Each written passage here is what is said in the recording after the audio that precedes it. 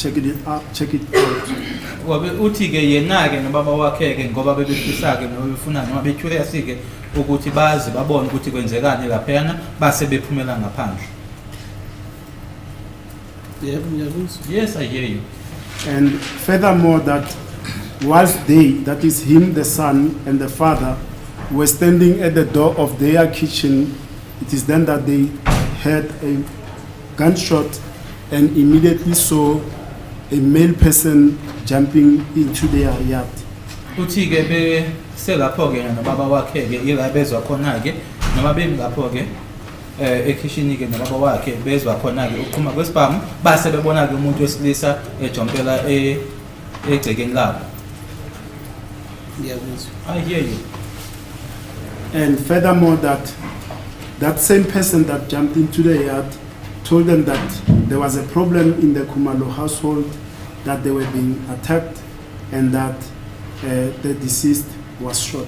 Nokuthi loyo muntu loyo ke ekuyena ojompele ke egcekeni labo ke yena ke wabatshela ke ukuthi kunenkinga ekhona ke laphana kwaKhumalo futhi nokuthi ke bayahlasela kunenkinga ekhona bayahlasela nokuthi umufi udutshuliwe. Ngiyabuzwa kodwa makuthi uthi kwaqhuma isibhamu ngase ngiyajomba mina kodwa bangibonanga ngiphuma ekitchen kodwa bangibone sengijomba kodwa ngase ngiyabatshela futhi ukuthi khona umuntu odutshuliwe ngizobe nikubone kanjani lokho kwabona ngendlela abayibeka ngayo ukuthi ngangingekho endlini isikhathi kudutshula futhi bengizobe ngikubone kanjani la ngiqale ideka khona mhlawumbe. Where I'm confused, I hear you saying that, but according to how you put it, they say that the shot went off, I then jumped into their yard and then informed them. And based on that, how would I have seen what happened and then come and tell them what happened if I jumped after the shot went off? That witness will be called to clarify that. That would be good. That's good. Can I hear your argument well? You say you could not have told the neighbors about the shooting. So what he said, or what Sir said here, Ubuti, they were standing on the door, and firstly the son saw the white guy that was wearing a t-shirt, who I think is referring to Senzo. And then he later on said they were standing at the door, trying to figure out, trying to see what was happening. Then they had a gunshot. They did not see, and then they saw me jumping off the fence. That means that I was not part of or was inside the house, because they didn't say that they saw me running out of the house. They said they saw me jumping from the fence. So that's what I'm getting confused with. If why would I say to them Senzo has been shot if I was not inside the house at that time? Because they're only saying that they saw me jumping off the fence. So that means I was not part of it. I was not inside the house at that time. Lokho ngikushoyo ngishiso ke iloko ke umbeki noma indlela ke umbeki asho ngakhona ke ukuthi lo mfana ke akushoyo ke bistatement sakhe ukuthi abangibona ke lisendlini noma ngiphuma ke endlini kodwa bangibona nje uma sengijumpa ke emuva kokuthi ke kudutshuliwe. Lokho kusho ukuthi ke ngabe sengifika ke ngibachazela lapho ukuthi kwenzekani khona endlini, ukusho ukuthi bengeke ngifike ngibachazele ngoba ngandlela abayichaza ngayo bona angibonanga ukuthi kwenzekeni, kodwa ngabe sengijomba ngibachazela ukuthi uSenzo noma umufi udutshuliwe.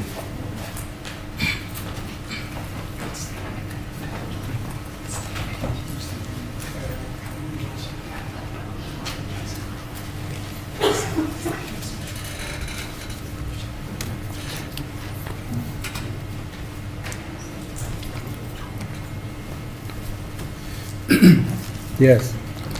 And then finally, he will also testify that he was carrying either a stick or an iron rod, and he wanted to jump into the Khumalo household.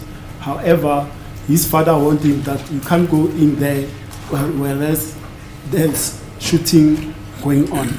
Uthi ke wayephetheke noma ke kuyinduku ke noma ke kuyinsimbi ngesifisa noma efuna ke ukuthi ajompele khona ke kwaKhumalo, wabe esevinjwa ubaba wakhe ke wathi awungeke ke ukwazi ukuya ngale kwaKhumalo when there's a ongoing shooting.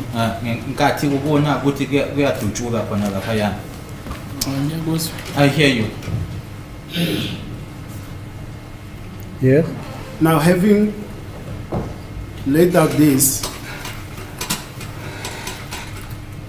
I suggest to you that the circumstances leading to what happened in the Khumalo household on that night, it's known only by the 5 remaining adults that were in the house that night. That means it will be yourself, Longwe Thwala, Mthokozisi Thwala, Makhumalo, Zandile Khumalo, and Kelly Khumalo. So the number, in fact, it's more than 5. So that you mentioned him twice. You said yourself. Oh, I and you mentioned, said that's right. Mthokozisi. Yes, no, that's right. Isimo ke noma izimo zokuthi kwenzekani ke laphayana noma ukwaholela kuloko kwenzeka ke laphaya kwaziwa yilaba abawu5 ababekhona phakathi endlini ke ilamagama ke awachazile ummeli uthi bona ke bazi ukuthi phela kwenzekani noma isimo esaholela kuloko kwenzeka.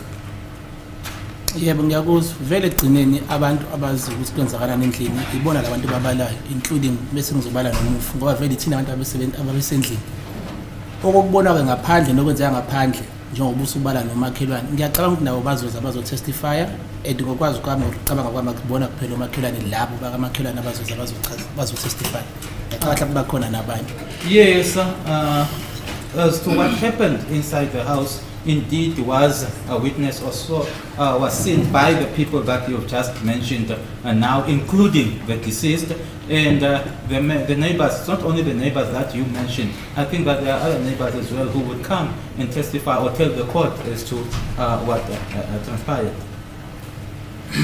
And I put it further that you and those people that I've mentioned fabricated and fashioned this tale of intruders coming into the house and the botched robbery story.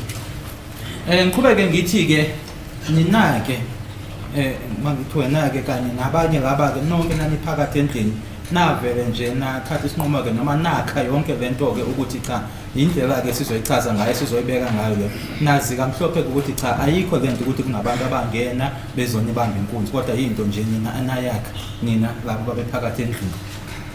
Ngicabanga ukuthi lo mbuzo or ngiyangitshena ngazi kuwena lokho but mina engikushoyo lokho kwenzakala ukuthi ngafabricator or senzana ngathi lonto ngizoyenza nini noba ngasiphi isikhathi nabo ngoba ngichazile ukuthi kwenzeka ku-A, B and C ngaze ngafika esibhedlela ngabuyela ekhaya so ngangizobe ngifabricate nini umakhelwane bela ngoba uyasho ukuthi umakhelwane babona so besihlangane nini lesakhokhasi. That question or that statement, and I think you are telling me that would be up to you, but according to me, I came here and I told that which happened. As to the fabrication, when would I have fabricated together with whom? Because as you rightfully say that, or as you say that even the neighbors will come, so when would we have fabricated? And further that, the deceased, Robert Senzo Meiwa, is not here to tell his side of the story as to what transpired on that night. Nokuthi ke umufike yena uRobert Senzo Meiwa akekho la ukuthi azochaza ukuthi ngempela kwenzekani ngaleli la noma ngabe babusuku. Ngiyakuzwa. I hear you. Now let me move on to another aspect of the testimony.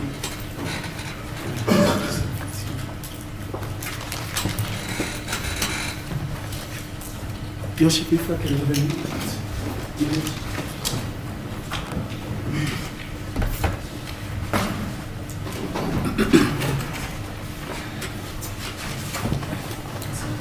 As a court case matter, just one correction. My learned friend put it to the witness that the neighbor's son would say that he had a shot and saw this witness jumping over the fence. I quickly scoured his statements. I couldn't find where he specifically said he had a shot. If maybe my learned friend can just direct us to that portion. Yes?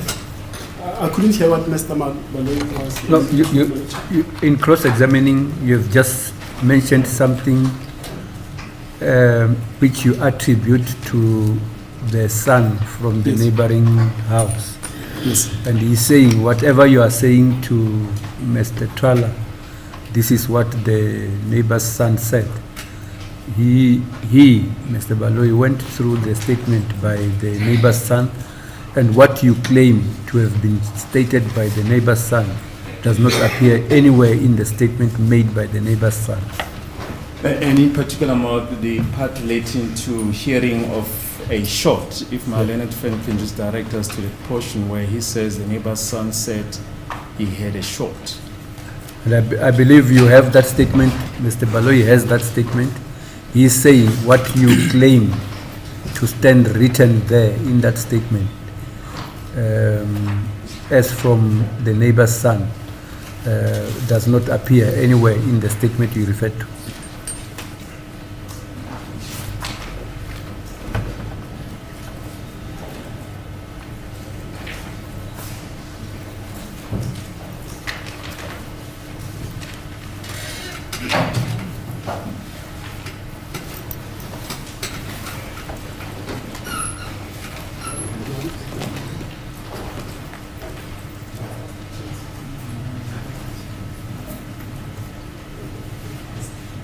Mr.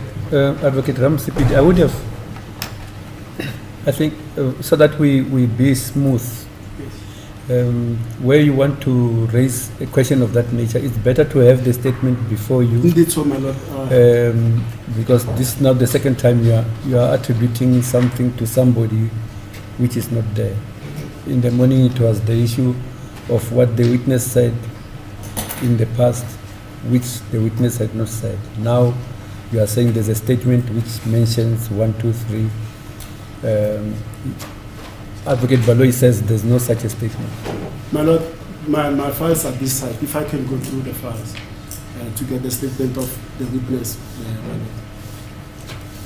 Or do you want time to get the... Yes, indeed, so, my lord. 5 minutes will be sufficient. Any objection? No objection. All I'm saying is that next time it will I'll have the statement. it will serve a purpose if you have the statement before you, so that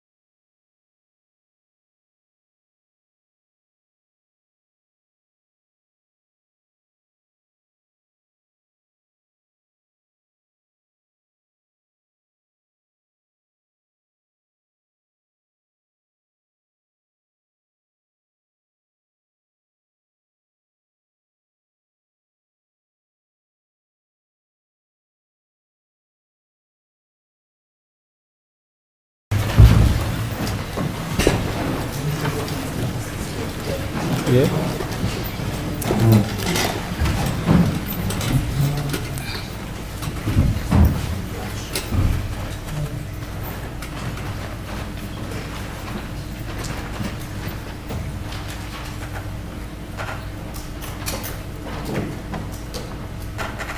Yes. As the court pleases, my You're lord. still under oath, Mr. Thwala. Yeah. As the court pleases, my lord. My lord, that utterance or statement is in A10 of the witness under case 37501 of 2019. Mr. Baloy? Yes, we have sorted out the issue, my lord. Thank you.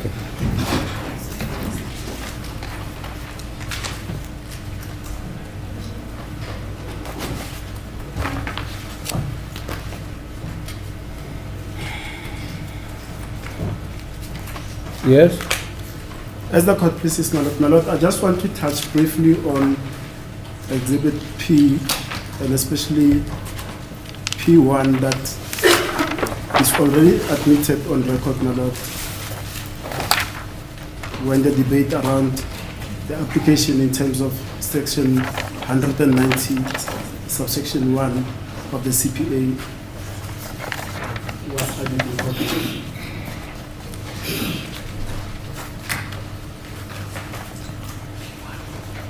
P1. Yeah.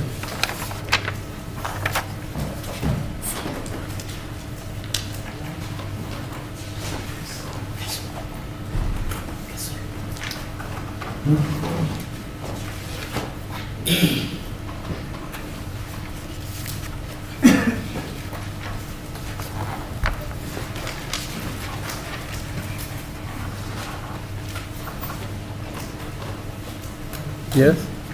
Now, if I refer the court to paragraph 8 thereof of P1, Exhibit P1.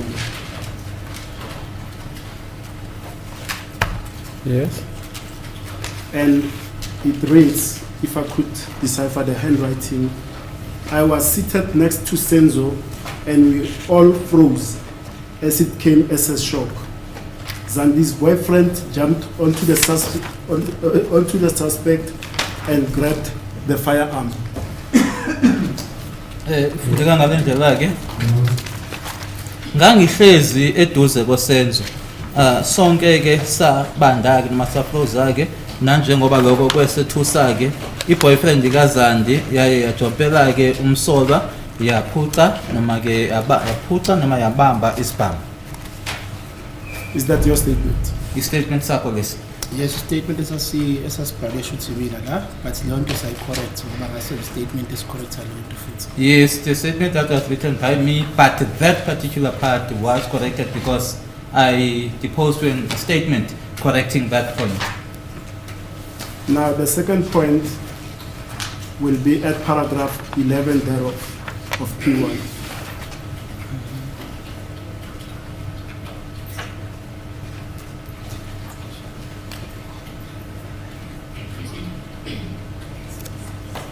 Yes. Now, during your evidence in chief and in cross-examination, you kept on vacillating between the object held by the second intruder as a knife or a sharp object resembling a knife.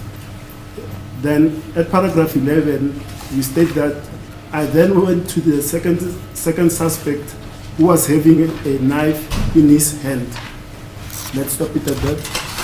Ubufakazi bakho ke ubuhlezi ke usho ke ukuthi ngowesibili ke wayiphethe ummese noma ke i-sharp object ke noma into ebuke ngathi ummese. Lana ke paragraph 11 uthi ngase ngiya ke kumsolwa wesibili owayephethe ummese esandleni sakhe. Yeah. You stopped there in his head. Was that corrected during that exercise that we embarked on? Nawe yalungiswa nayo. Ngiyacabanga ukuthi angeke izilungise ngoba ngiyasho ukuthi a sharp object or a knife. So I think lokho noma ngisho ukuthi I think that it would not have been corrected because I said that he had a knife or a sharp object. Are you referring to that or something else?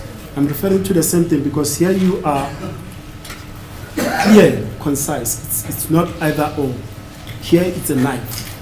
lana ke awungabazi ke awujikelezi ke uthi ummese.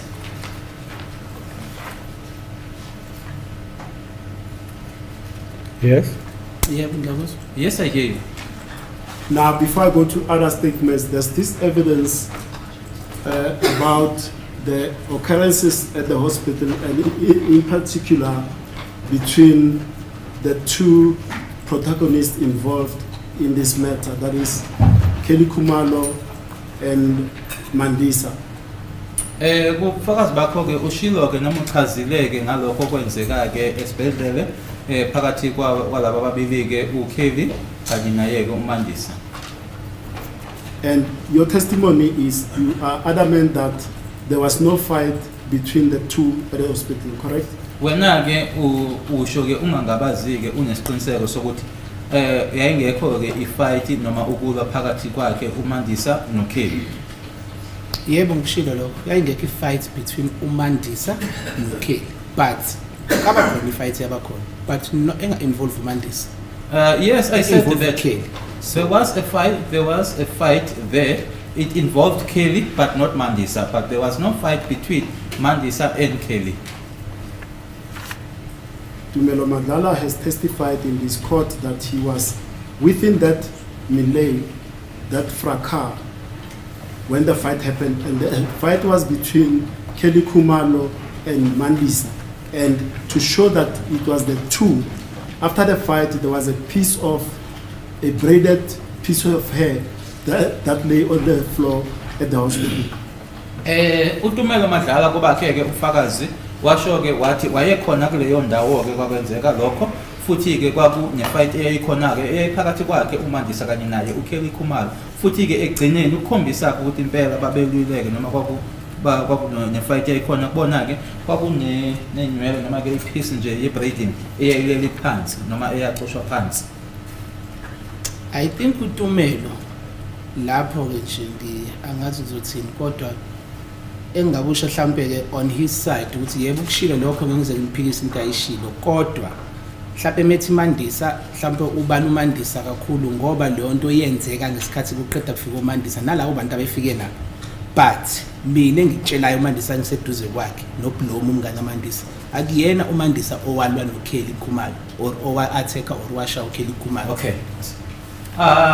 Yes, Tumelo said that, but I think the reason why Tumelo said that, or when that's why saying that, is because that fight happened just after Mandisa arrived, together with the people that she was with. And I was standing with Mandisa as well as Blom, Mandisa's friend. And then at paragraph 15 of P1, you say, and I quote, I can be able to identify the suspect with dreadlocks who had a firearm. I cannot identify the second one. Is that your statement? Lana uyasho ke ku paragraph 15 ukuthi ngingamkhomba ke umsolwa lona unama dreadlocks owayephethe isibhamu angeke ngikwazi ukumkhomba owesibili umsolwa. Statement sakho leso. You have a statement, Sam? Yes, it's my statement.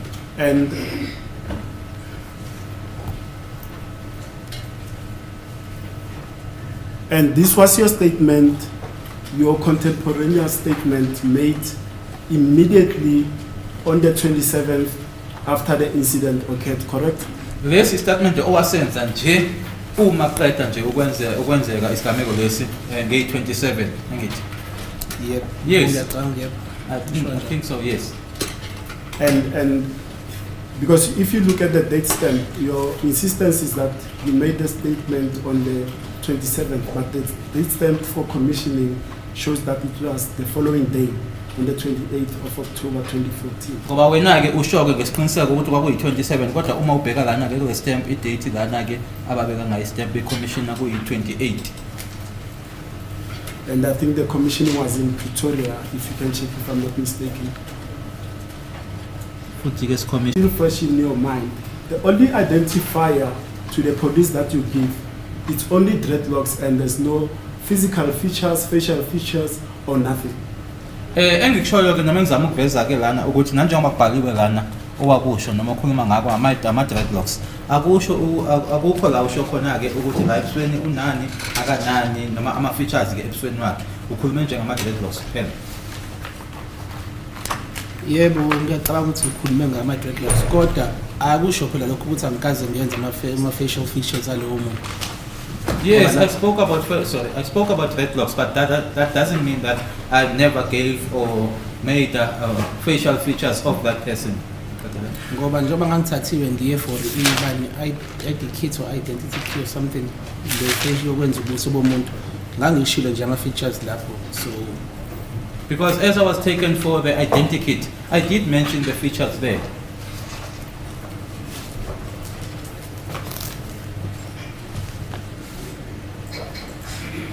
Now, with respect to the version of accused number 1 and 2, I'm going to be brief because we are not involved in the incidents surrounding their arrest. Ngokumayelana nalokho okushiwo-ke noma okukhulunywa uyena-ke umangalo wokuqala nosibili angeke ngibe mude-ke ngoba wawungekho-ke noma awazi-ke ukuthi kwenze ngenkathi beboshwa. Accused number 1 will state that he was arrested at his place of residence in Tembisa on this matter on the 29th of May 2020. Umangalo wokuqala-ke noma umsolo wokuqala-ke uthi waboshwa-ke nge-29 May 2020 eboshelwa la ahlala khona eTembisa. Yebo. Yes. Now, after his arrest, immediately he was taken to some government building in Tembisa and he was badly brutalized, assaulted, tortured with a plastic bag over his head with pepper spray, police pepper spray, sprayed in that bag, and the bag held tightly against his neck so that he cannot breathe. Uthi-ke kuningi-ke wakwenziwa lapho-ke abangukuthi ukuzwile lokhu kumele akushoyo ama-pepper spray bemshaya bemfaka uplastiki. You are saying he was arrested in Tembisa and taken to? He was taken, he says there's a municipality building in the same area. He was taken to some office in that building where these assaults, torture and abuse took place.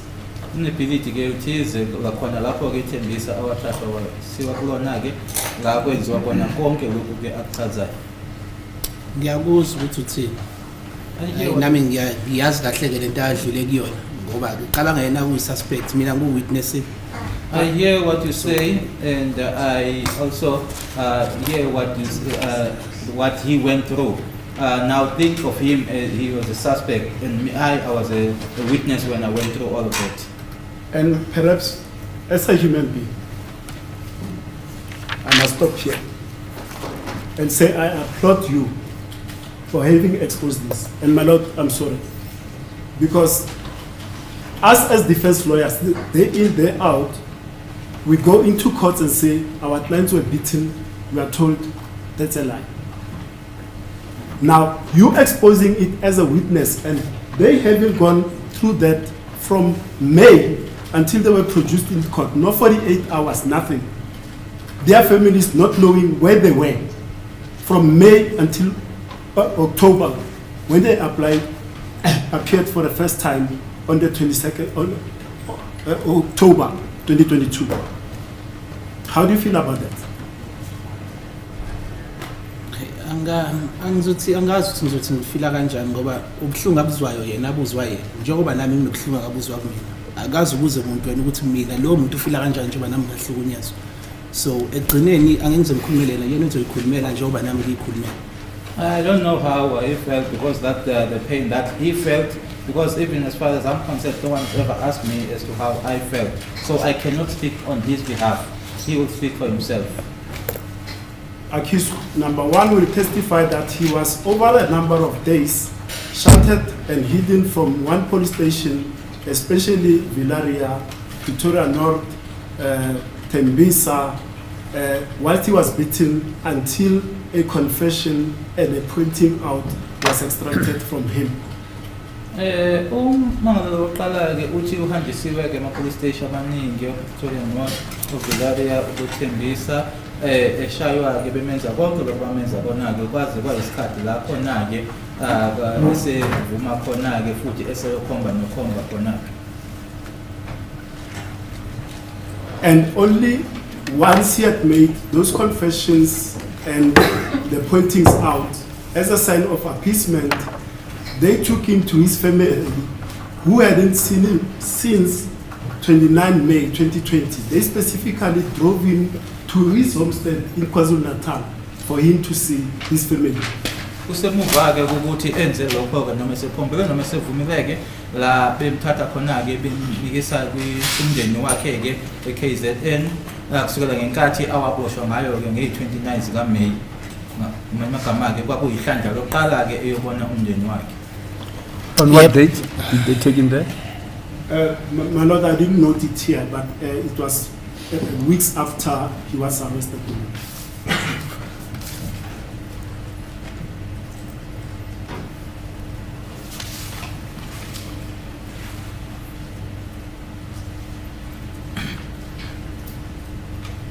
Yes. Now, accused number 1 will deny that he was involved in the murder or alternatively in the plot to kill the deceased. Umangalo lokuqala ke uzophika ke phikisa ke ukuthi yena ke wayingcenye noma futhi ekhona ke kwiqulo ke lokubulawa kwakhe umufi. Khona mhlawumbe la ngidideke khona or la ngifuna ukuthola clarity khona kancane. Sorry, there is somewhere where I got confused or where I just I'm seeking for clarity. Uthe bamthatha bayomshaya or bamhlukumeza wase wavuma iqale ngalenzanga. You said that he was taken and he was assaulted and he then admitted to something that he didn't do. Okay. Or confessed to something that he didn't do.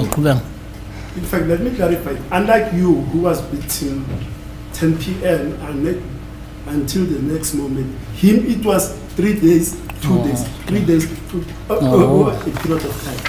Yena ke bengashaywa ke ngokufana nawe ke ngoba wena ushaywa ebusuku kwaze kwasekuseni yena ke ama 2 days ama 3 days. Yebo ngiyakuzwa. I hear you.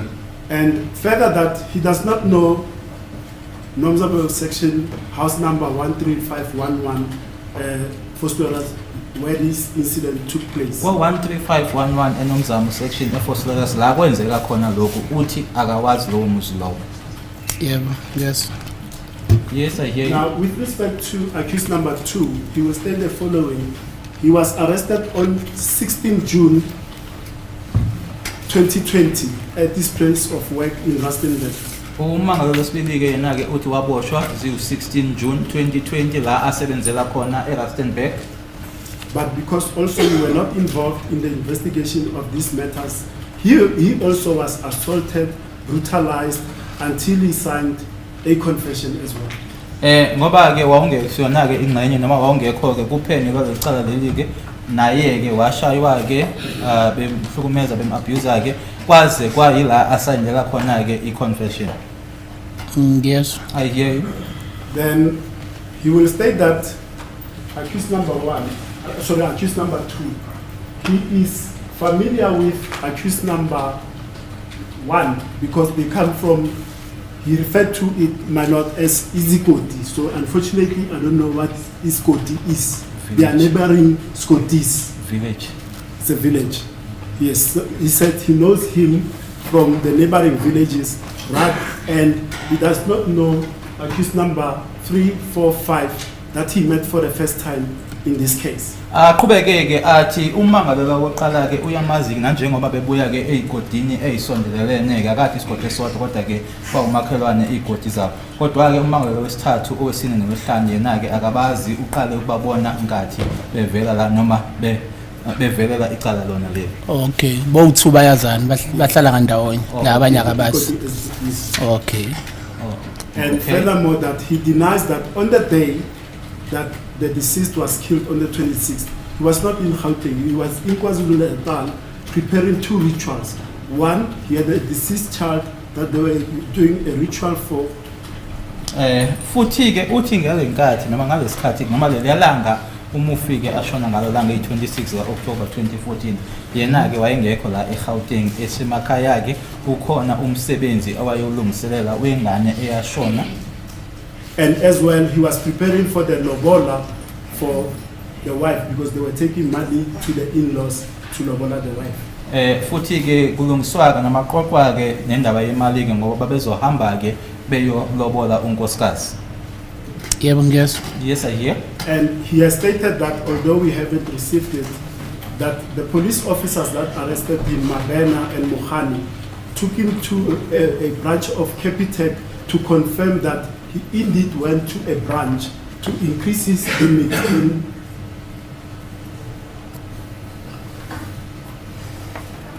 Sorry, my lord, may I approach? Yes.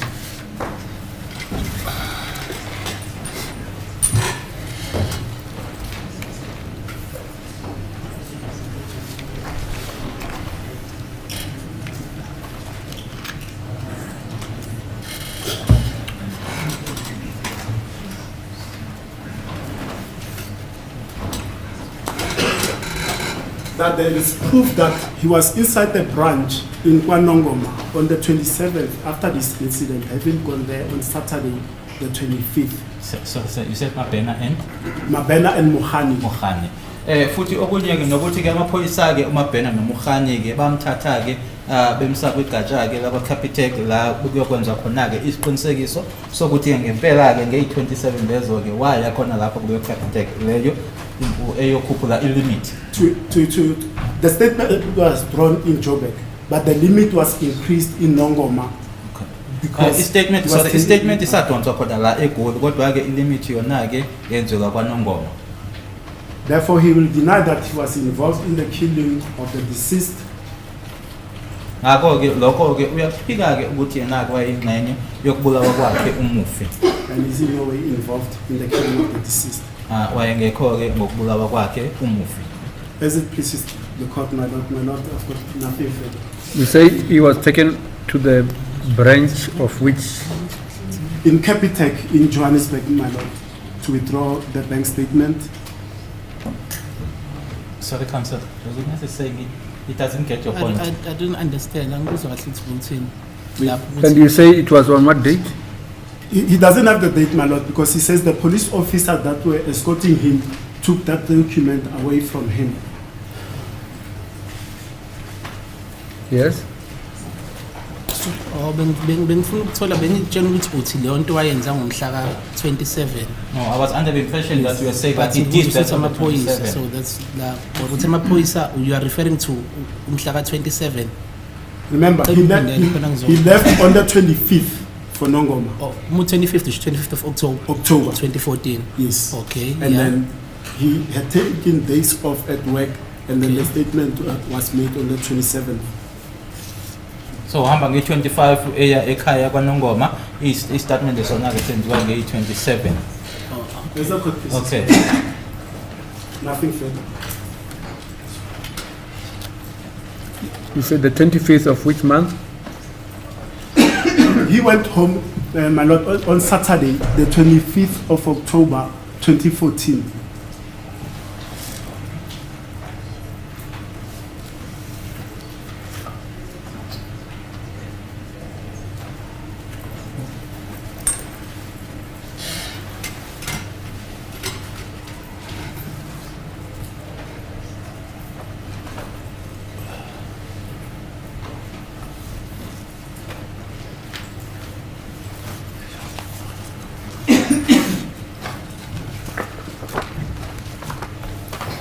And for the record, my lord, we are trying to have the state assist us with the subpoenaing of those documents because he does not remember the phone number he was using in 2020, and he does not remember his Capitec bank account, my lord.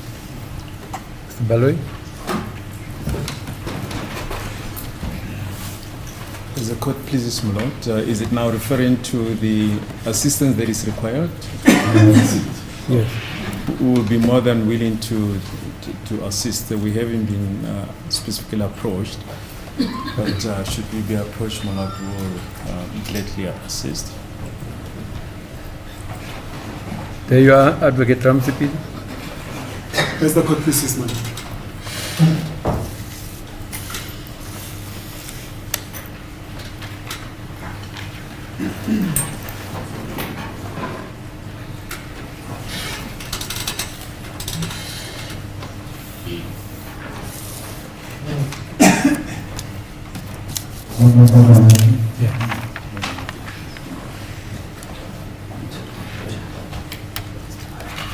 That we roll over the matter until tomorrow, so that when we start with the cross-examination, we know that we got a longish time to spend on the cross-examination. I won't be long though, but as it is a question.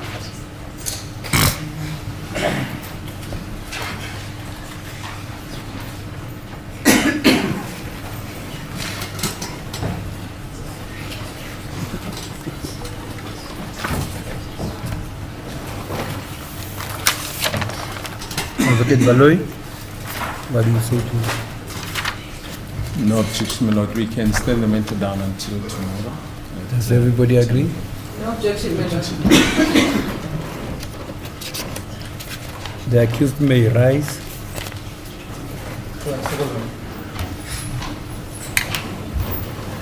This case is postponed with the accused in custody. It's postponed overnight to the 9th of May 2023. Ndiyahlehliswa-ke icala kuzobeka kusasa ngeyi-9 zikaMeyi 2023 nizogcina-ke phakathi esitokisini. Mr. Majal, Mr. Thwala, you are want to be here at that time. Yeah. Understood. In the meantime, Mr. Baloy and your colleagues, if we converge for a few seconds outside. As the court pleases.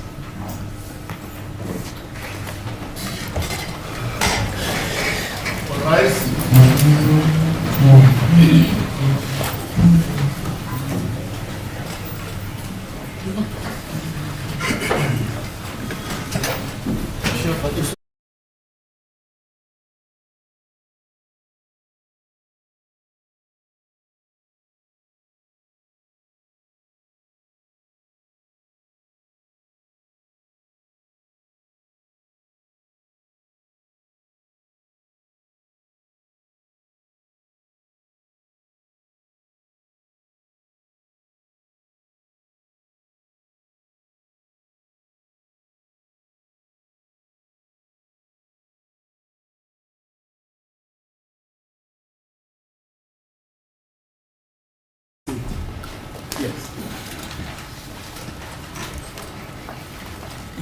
Morning, Mr. Thwala. Morning.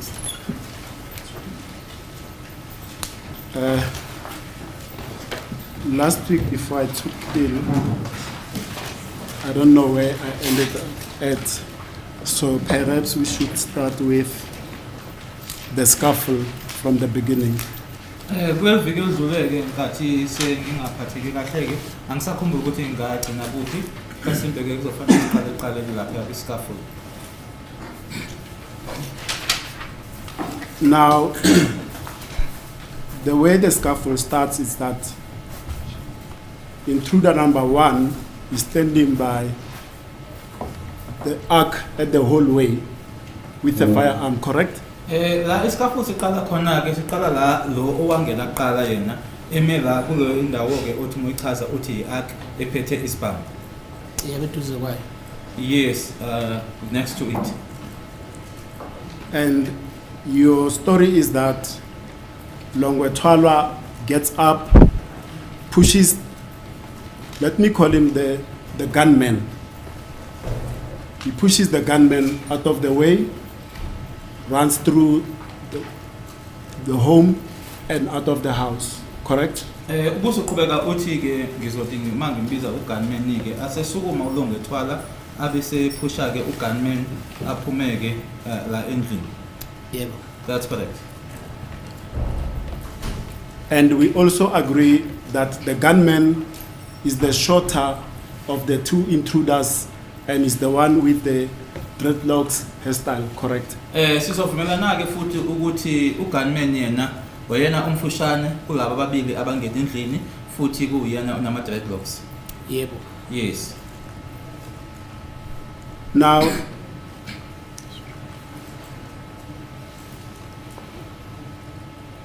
if you say Thwala pushes this gunman away, what do you mean? Can you demonstrate their relative positions as he's standing there and then Thwala approaching him? Uma ngabuthi ke Thwala wampusha uyakwazi yini ukuthi usikhombiseke ukuthi kusho ukuthini wayeme kuphi ugunman wabe esenzani Thwala? Phela ngize ngichaze kahle ukuthi mangithi ukupush kuphi ngendlela okwenzeka ngayo kodwa ulongo usuka la lo muntu umela so obviously nje bengithi ukuphusha umphushela towards la uyaphuma yena uthi so umphusha udlula.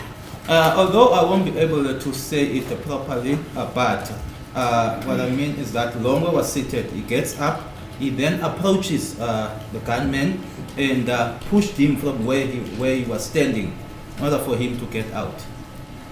And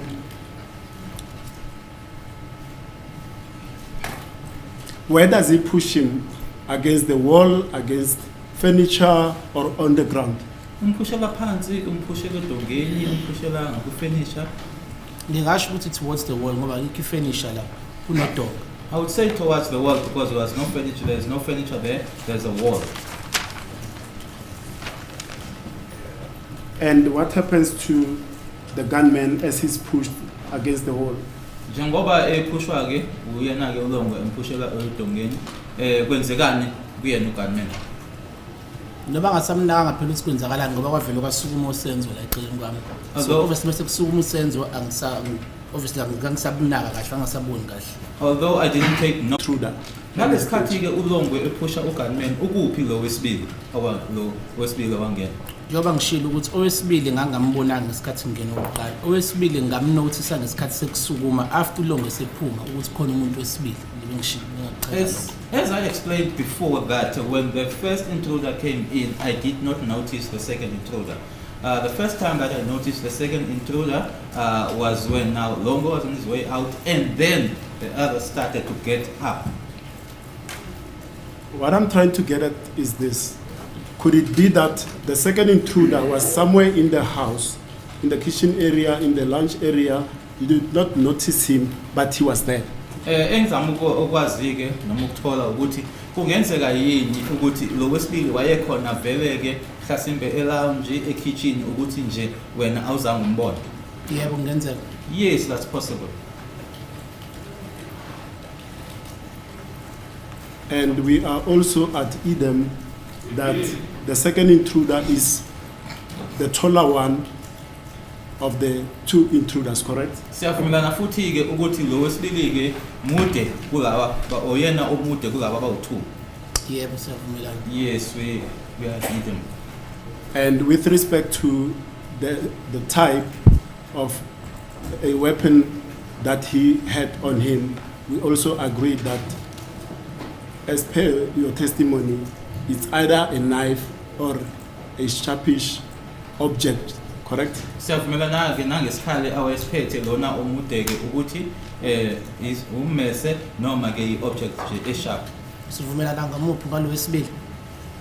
You didn't Is that the second you one? didn't stick to a particular description. You vacillated between knife or sharp. That's what I'm His asking. question is, are you referring to the second intruder? The second intruder, the taller one. Buza bona ukuthi wesibili. Oh, Yes, okay, that's what no. I'm asking. Yes.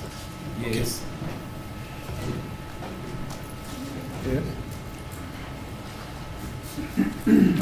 Now, I'm going to put it to you that this story of Thwala pushing the first intruder out and running out of the house is not correct. It's not the truth. Ngizothi kuwena ke lokhu okushoyo ukuthi Thwala waphusha lona okoqala ke osilona amchaza ngokuthi ugunman ke abe seyophuma endlini akusilona iqiniso. angazi noma ukuthi akuyona iqiniso ukuthi ngabe yini. I don't know if you say it's not the truth, then what is it? I'm going to demonstrate it. We'll take it bit by bit and arrive at a conclusion that clearly shows there were no intruders in the house. Thwala was there in the house as the shot is fired, but we'll take it step by step. Sizohamba nayo ke sizofika lapho ke ukuthi sikhombiseke ukuthi abekho abantu abangena lapha endlini kusho Thwala wayikhona endlini ngalenkathi kudutshulwa. Hayi ngicabanga ukuthi iphutha ke lelo zibulenze. I think that we'll be making a mistake there. Now let's move forward. At the time Thwala gets up and does this pushing and whatever movements that you say he did, it was clear now to the people in the house, even yourself, who believed at first that this was a joke or perhaps somebody known to the occupants of the house, that now this was a clear robbery. No joke, no somebody that they know, correct? Can you break it and make it short, please? Okay, thank you. At that time, Thwala stands up and confronts or goes towards the intruder. Ngalesikhathi Thwala sesuku eya ke kulona owayephethe isibhamu.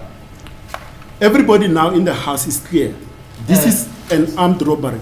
Sekucace kuye wonke umuntu ke okhona la endlini ukuthi cha manje ke lana sekubanjwe inkunzi. Kumina ngeke ngikhulumele abanye abantu. Kumina mhlawumbe ngaba kanjalo. Abanye abantu ngizwe bakhuluma ukuthi bayabona noma babonile. To me, I won't speak on behalf of the others. To me, yes, but whether the others, it was clear to them or not, I cannot speak on behalf of them. And precisely per point, to you exactly, because at first you thought that person is a person known to the Kumalos or to the deceased or any person in the house. Yebo kunjalo kuwena ke ngoba ke eqalena ngithi ke ucabangela mhlasimbe ukuthi lo muntu lo noma lo yamuntu yona kwaba umuntu owaziwayo ke mhlasimbe umufi noma ke mhlambe uyaziwa khona lapha yana kwakhumalo. Yebo kumina. Yes, to me. Asithi ulongo nakho ke manje useyasukuma ke futhi ke kuleyo nto ayenzayo ke sekumangazeka wonke umuntu nje okhona phakathi endlini. Noma makabe umuntu uyamangala phakathi endlini ukuthi nangu ulongo esukuma kodwa lana kubanjwe inkunzi. Yebo kumina. Yes, to me. It was surprising. And the gunman does not say too long way on the ground or sit down. Futhi ke lona uphethe isibhamu akukho akushoyo kulongwe noma athi yebo nahlala hlala phansi noma phansi shona phansi akukho. Yebo akukho akusho kuyena. Yes, he said nothing to him. And your story is that Thwala pushes the armed intruder away, who's in possession of a gun, and the gunman does not try to restrain Thwala from running. Yes, he didn't shoot him. Yeah. And your story further is that the second intruder, who you may notice or not notice, but is there, does not even prevent Longwe.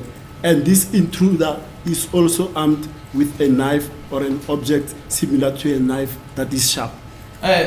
Manje ke udluleke kulona wesibhamu uya kulo wesibili ke nalo wesibili ke akukho akwenzayo ukuvimba ulongo futhi lo wesibili umchazileke ukuthi ebephethe ummese noma ebheka ngathi ummese noma ke le object esharp. Yebo. Yes.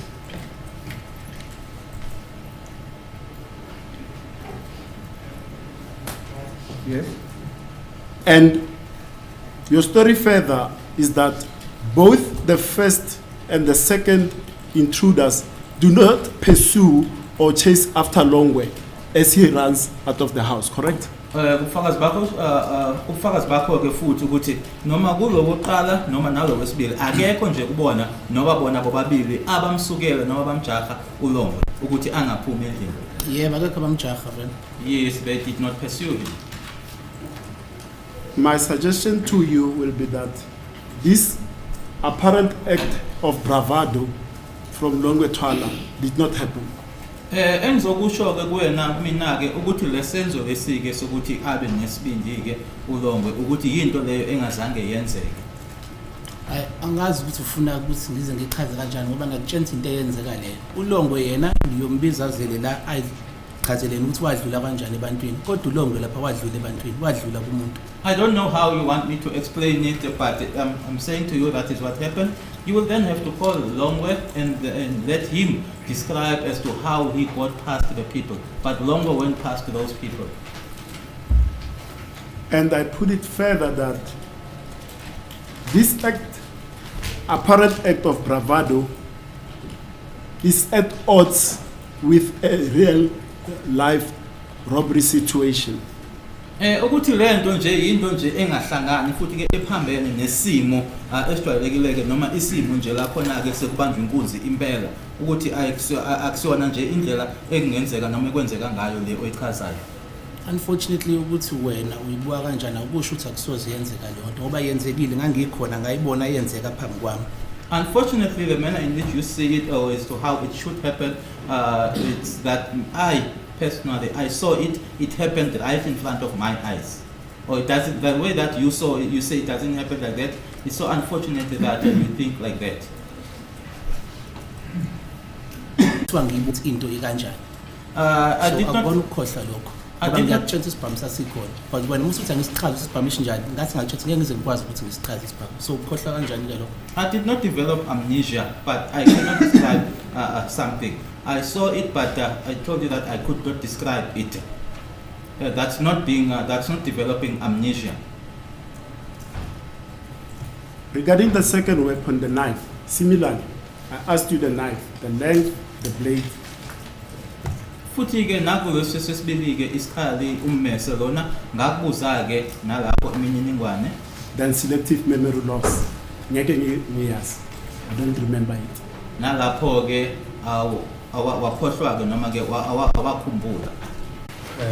What I'm putting to you is that on certain matters you are matter of fact.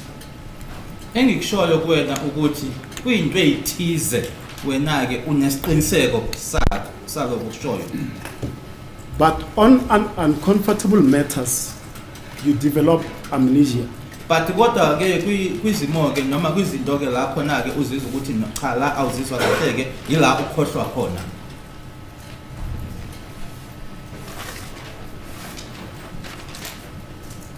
Let's go forward.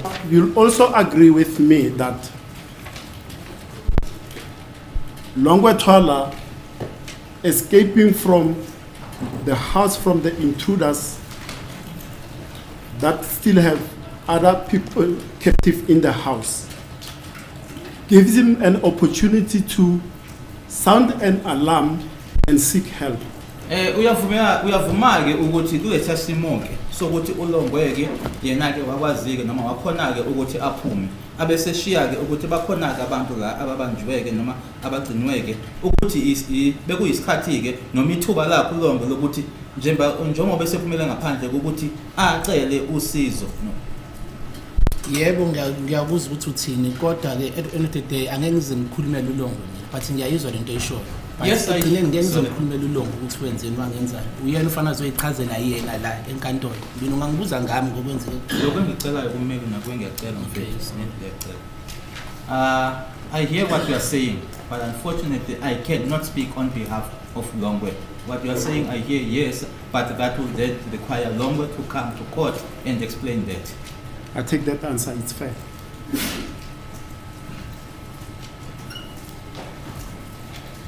Yes. Now, your further story is that when Longwe pushed the gunman out and ran out of the house, then the rest of the people in the house had an opportunity to get out of the sofas and approach the two intruders, correct? Kuqhubekekile washo ke ukuthi inkathi ke uLongwe esesukuma ke esephuma ke endlini yila khona ke abanye abala phakathi endlini bathola ithuba lokuthi ngabe bese besukuma ke baye kubona labantu abawu2. Yebo usenzo nje kakhulukazi ngangibona nje bengisho ukuthi yena oqala wayangabona so ngizokhuluma kangalokho kakhulu uyena oqala wayangabona lo muntu. Yes, Senzo especially because it's the first one that I saw. I noticed that approached the person.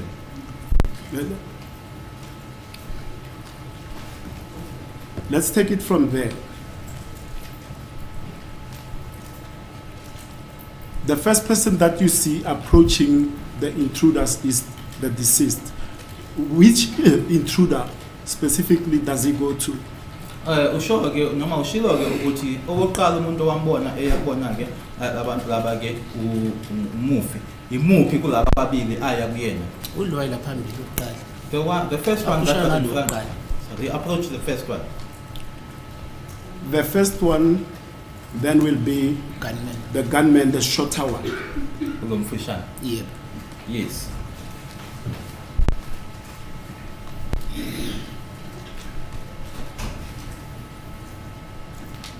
And who's the next set of people that stand up, and which intruder do they approach?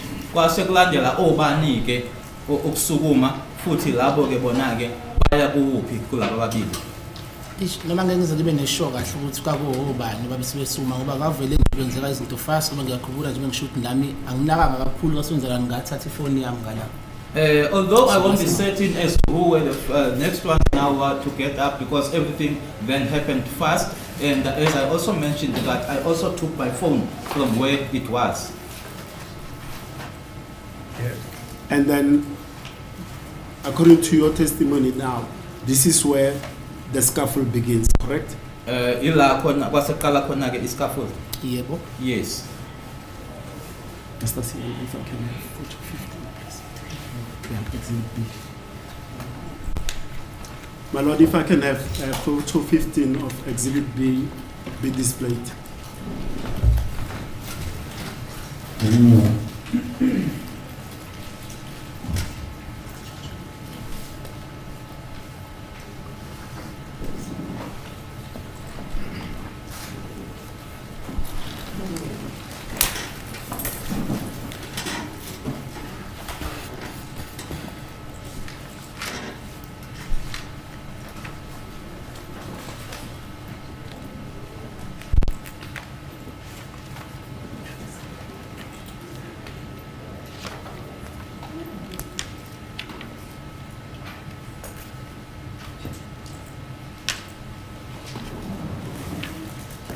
Now for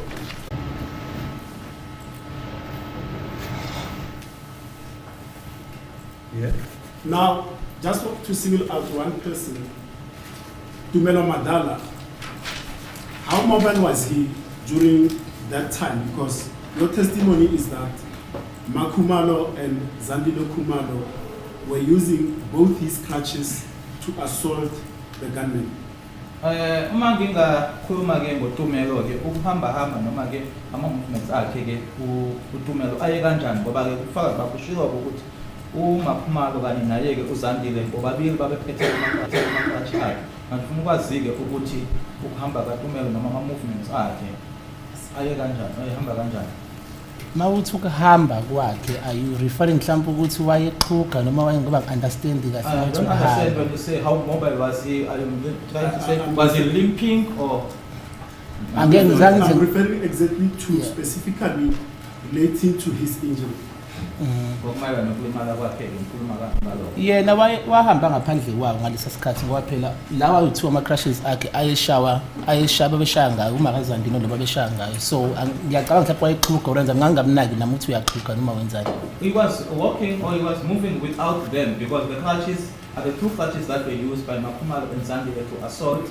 So I don't know whether he was limping or what because I wasn't concentrating on that.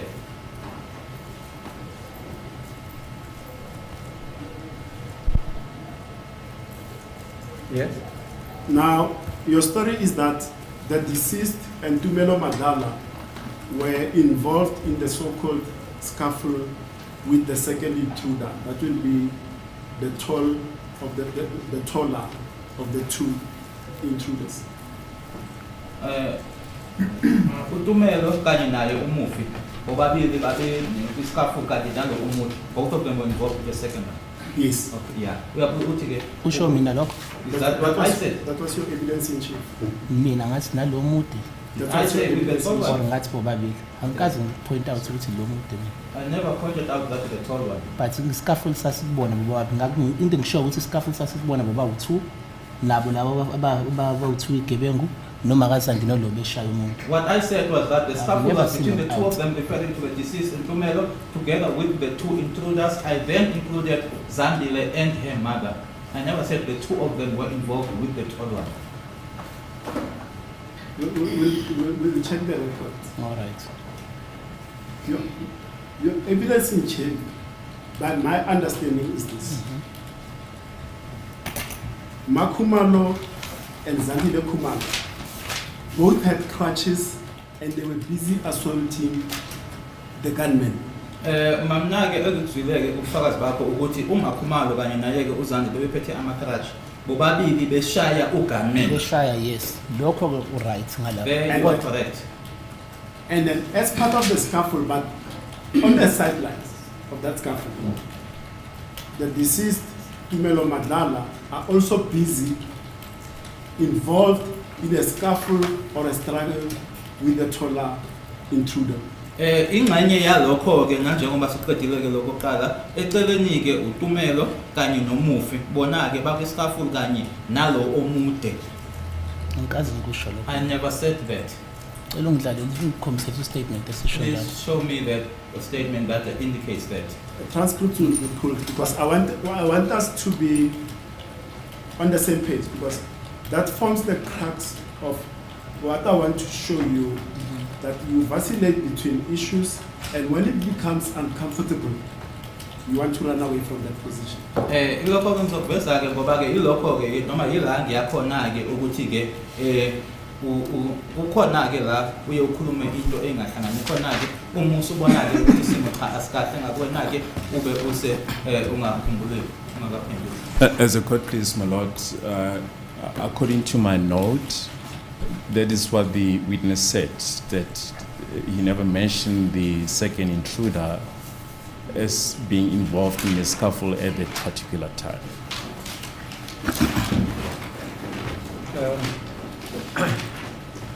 Advocate Ramsipidi, I think initially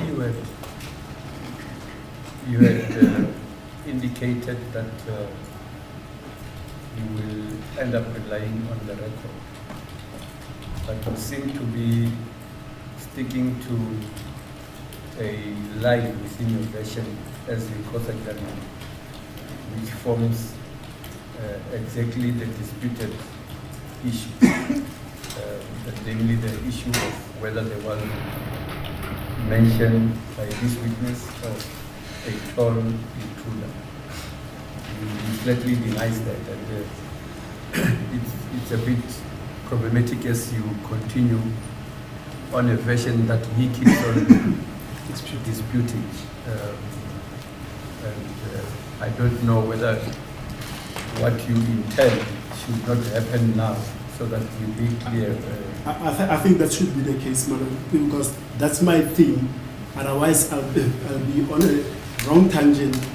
If I do wrong, then my cross-examination will be faulty. So I think let's go on record to see what he says. Advocate Baloy? We've got no problem with that, my lord. No objection, madam. Thank you, my lord. I have no objection. Thank you. No objection, my lord. I don't know how long it will take, but we will pause so as to allow the record in place to be visited in order to clarify whether this witness made mention of a tall intruder. As a court, please, Or my let lord. me qualify mentioning the tall intruder within the context of the This issue under scuffle, under yes. discussion, namely the scuffle. Yes. Is it so? Unless if my learned friend wants to move to another point, and perhaps during the short adjournment, we can check that aspect. My lord, I'm going to run into the same problem because this line of questioning forms my cross-examination on the scaffold. So if it's not cleared up, I'm going to run into he said, she said. Yeah. Can we then treat this as tea break, Indeed, so we can do that and come back. so that as soon as you establish the point you want to pursue, we then review. So, court, please, my lord.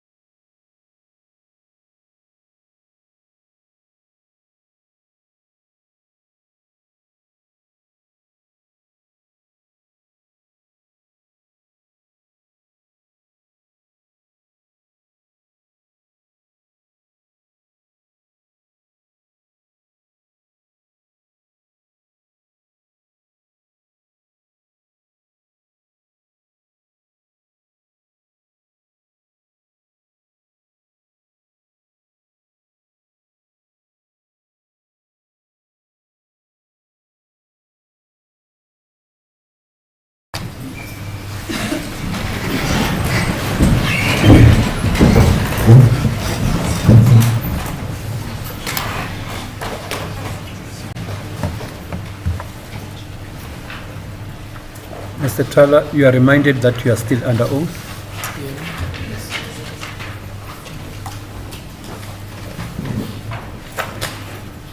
Yes.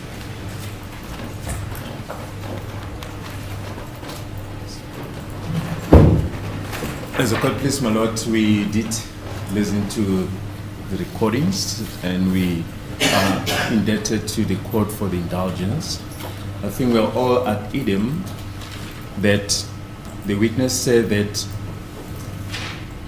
the deceased, Mr. Senzo Meiwa, Mr. Tumelo Madlala,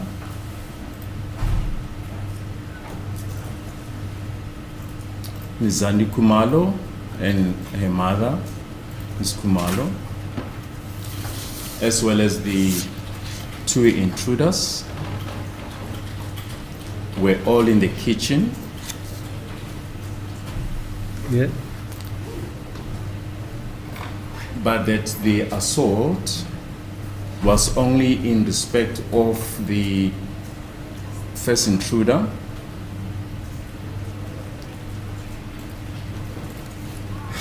and that the crutches of Tumelo were used to assault the first intruder, and the persons involved in that assault was Tumelo, Zandile Kumalo, and Ms. Kumalo Senior Makumalo.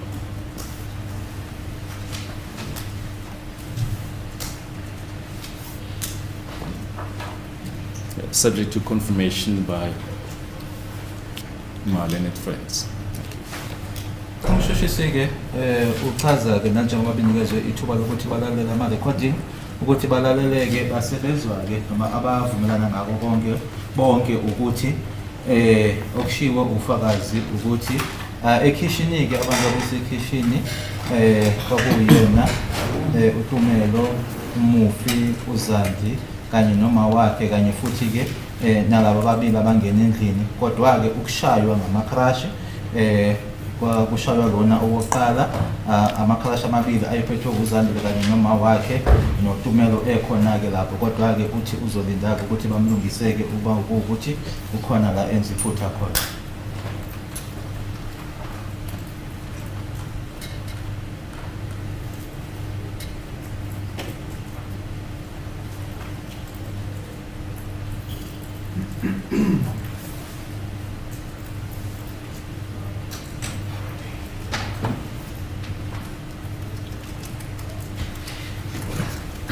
As the court pleases, my lord, I do confirm that that's what the record reflects. I can't hear you. I do confirm, my lord, that it's the reflection of the record, my lord. Yeah. And does everybody else agree? Yes, I confirm, my lord. I confirm that, my lord. Yes. Let's And, my lord, if you can make this request that we get perhaps overnight transcription of the evidence to obviate the type of problem that arose. We will kindly request the registrar to assist in that regard, my lord.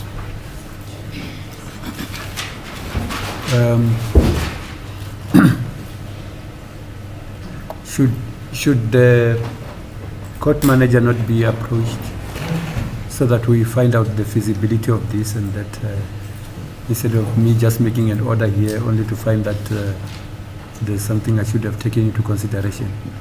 As a court, please, we'll So take it that, offline. so that it be something that we do or pursue over lunch. Yes. And then we will put on record whatever position we have after lunch. As a court, please.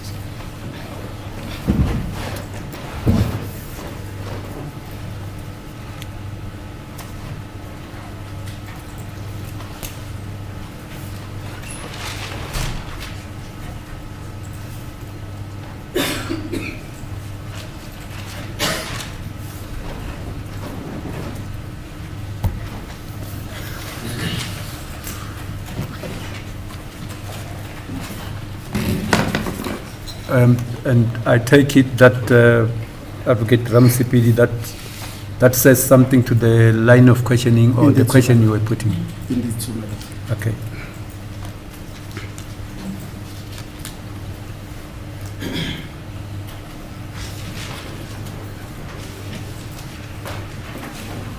Now, Mr. Mr. Thwala, just for clarity's sake, your evidence, as you've heard, is that, so that we're on the same page, that the scuffle ensues in the kitchen, and in that area there are the following people: Makumalo, Zandile Kumalo, the two intruders, the deceased, Tumelo Madala, and the Thwala intruder. Fakazi bakho ke njengoba usuzwile ke phamba ngalendlela ukuthi laphana ke ekitchen abantu babe laphana ke kwaku uZandile Khumalo, uma wakhe uMakhumalo, umufi, uTumelo Madlala kanye futhi nalaba ke ababili abangena endlini. Yes. Now what we are clearing up, I had erroneously put to you that you had said that the deceased and Tumelo Madlala were exclusively involved in a scuffle with the Thwala of the two men. Engenzeke iphutha ngakho ke ngakusho kwena ukuthi ngiye ngathi mina ke wena ke kufakazi bakho uthe uTumelo kanye naye umufi babe kwiscuffle kanye nalo omude noma lo owayemude. So we are at the point where the assault with respect to the two crutches belonging to Tumelo Madlala is only in regard to the first intruder. Njeke la sikhona ke uyila ukushaywa ke ngamakrashi la ababili ke akhe uTumelo kushaywa lo owokuqala owangena. Yeah, we want to make sure that. Yes, that's what I said.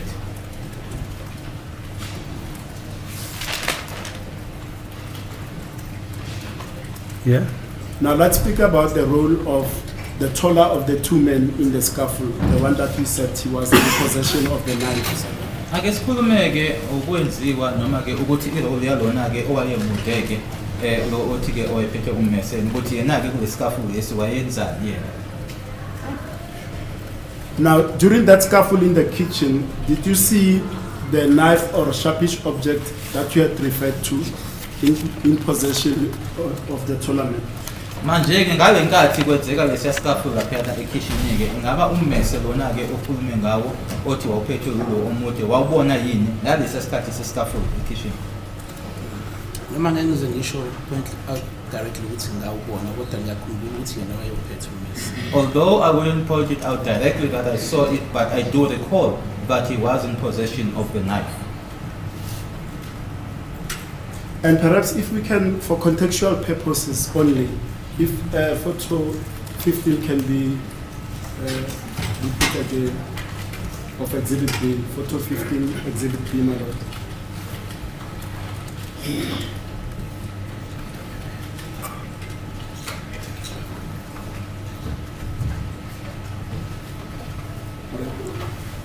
Now, on top of the sink and the cupboard on your left, you see that there's baby formula and other utensils and the like. And you'd agree that this picture or this photograph was taken after the scuffle? Uzobona ke laphayana kusinki ke kunezinto ekhona laphayana ngabe engabe kunokudla komntwana. Uzovumelana ke nami ukuthi lezithombe lezi izithombe ezathathwa emuva kwescaffold. Ngingasho kanjalo kodwa phela ngangekho ukuthatha izithombe so ngenze ngivume into engangingekho kuyona. But ngiyawuza umbuzo ukuthi uthini but unfortunately ngenze ngivume into engangingekho kuyona yenzeka. I would say so, but I wasn't there when the pictures were taken, so I wouldn't admit to something that I don't know about. Yeah, the context that I want to extract from this photo is the relative position from your vantage point as you are watching this scuffle ensue. Where was the deceased facing relative to the door when the scuffle was happening? Kathi kwenzeka lesi scuffle ke ukumayelana nesaba ke umufi wayebheke ngakoluphi uhlangothi. Hayi angeke ngisakhumbula ukuthi wayebheke ngakuluphi uhlangothi kodwa engakusho ukuthi babela. I won't to which side was he facing, but what I can say is that they were, yeah, they were where the witnesses from. And just in passing on that score, if you recall, you recall. If you don't, you don't. Where was the first intruder relative to the deceased? Wayebuphike lokuqala mayelana naye umufi.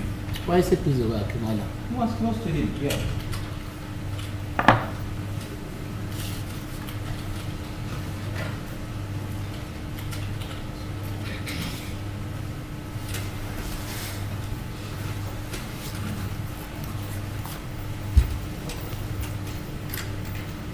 And as the scuffle is going on, did you see the firearm?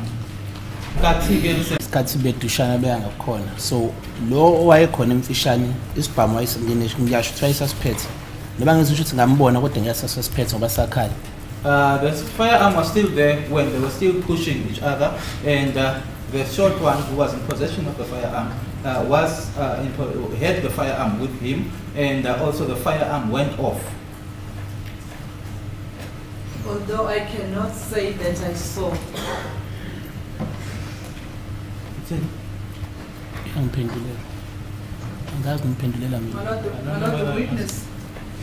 The witness, when he was giving the explanation, he included this word to say, "No man ngeke ngisho ukuthi ngambona." Okay. Ngithanda ngisho kanjani? No, uthi ukushilo, uthi ngemina ngishilo. Oh, okay. Ngiyakuzwa. Yes, do we all agree that that's what the witness said? My English is conversational, Jurek Zulu. I don't know what they are talking about now. Come again? My Zulu understanding is for the streets. I don't understand what he said because he said Zulu, he said Kuma and something. I don't know what they're talking about now. Maybe the witness can be asked to repeat his answer. Yes, can you repeat what he said?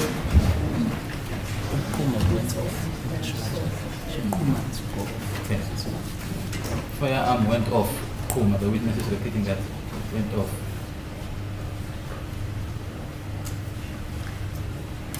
Can you repeat what you had said? Ngithi mina referring to nje bethu ukuqhuma ngithe mina ukuqhuma kwesibhamu simele isibhamu saqhuma which means the fire went off shoot there was shot that was fired at that time if I'm putting it in plain English.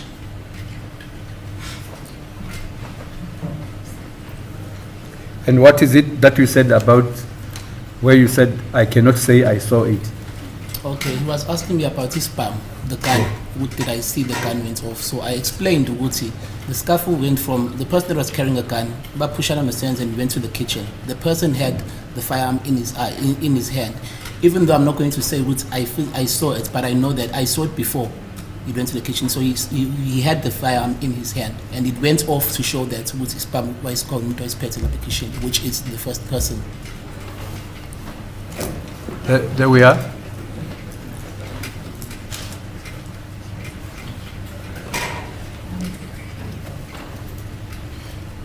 And following on that, because the question is not specifically answered, the firearm may have went off, but you don't know in whose hand that firearm fires from. Kusangenzeka ke ukuthi isibhamu saqhuma ke kodwa ke awazi ukuthi kathi siqhuma sisesandleni sikabani. Sesandleni somuntu osiphethe. In the hand of a person who had it. Let's be a dog chasing its tail, and that person will be The short guy. Mfutshane. Gunman.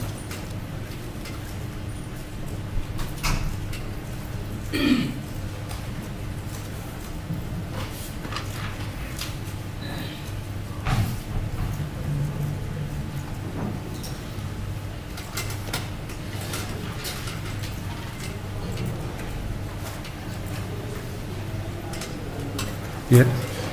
And when that firearm went off, did you see what they call in ballistics muzzle flash? That is the sparks and powder flying out of that gun. Ngathi ke leso sibhamu siqhuma ke angazi ke amagama esintu azokushoya. Okay, uyamuzwa. Okay. Wakubona ke lo. Cha, angibone ngizokusho ngakubona. I wouldn't say I saw it. What was the question? You didn't see what? The muzzle flash, my lord, that is the particles and the sparks that fly All right. at the barrel when the Okay. firearm is fired.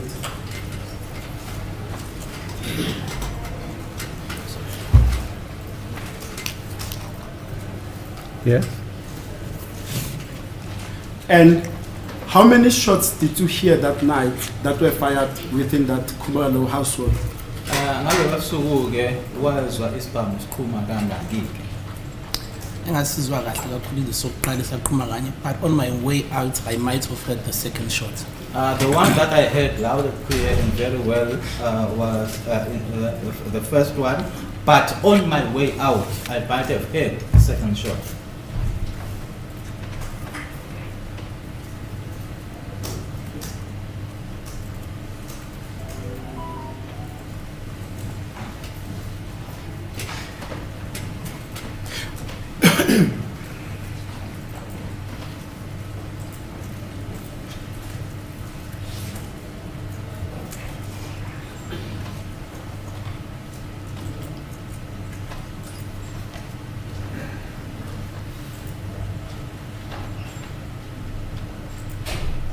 Yes. In fact, on behalf of all council in front of us here, you've used a big word that we even had to go to dictionaries to check what it means. What do you mean, from your perspective, by a scuffle?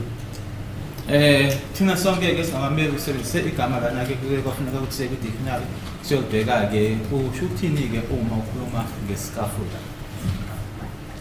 Ngokwami, scuffle is when I'm not going to say it's a fight, but sort of like a fightish. But a fight any is a nilo na lomo. But a scuffle is just a scuffle between umuntu and lomo.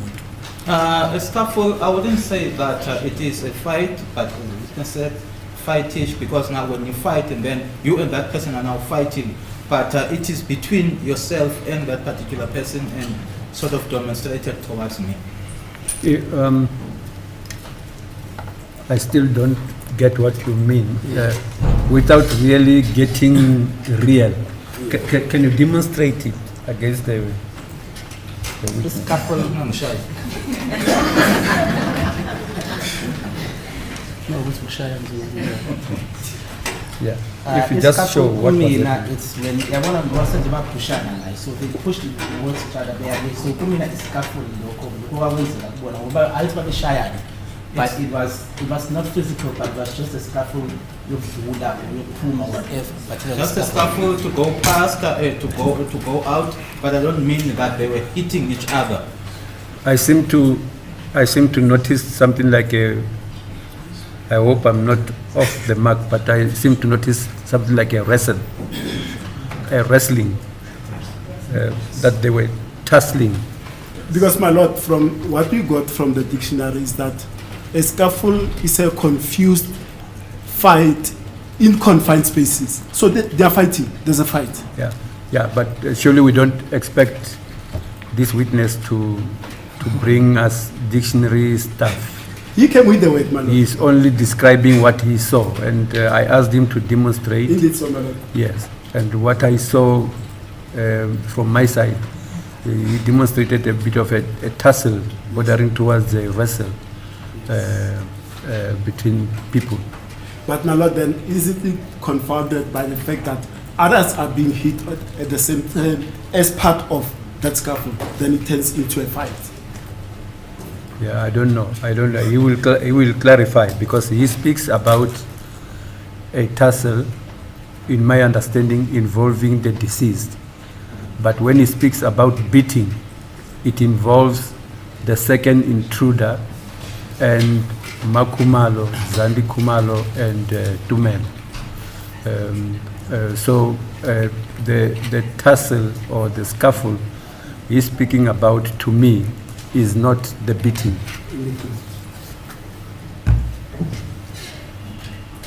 Now, your testimony is that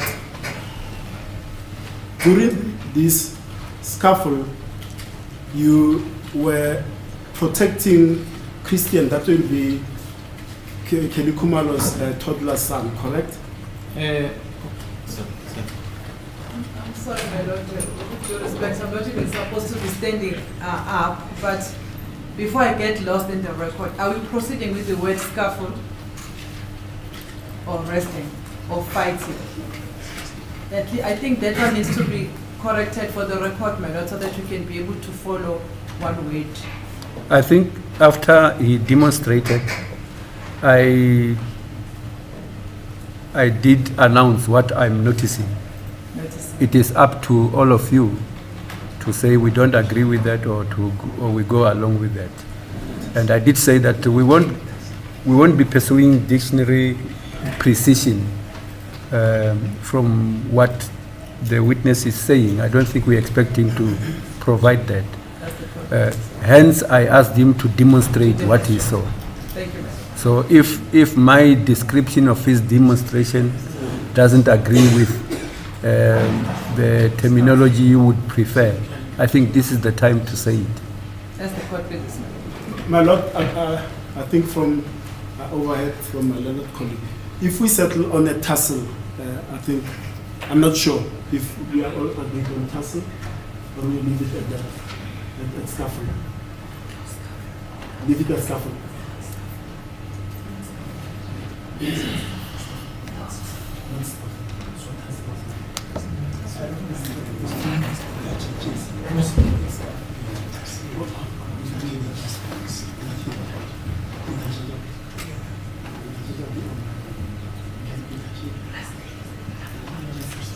I don't even know whether these words exclude each other in terms of the demonstration. So we might be trying to split something unsplittable.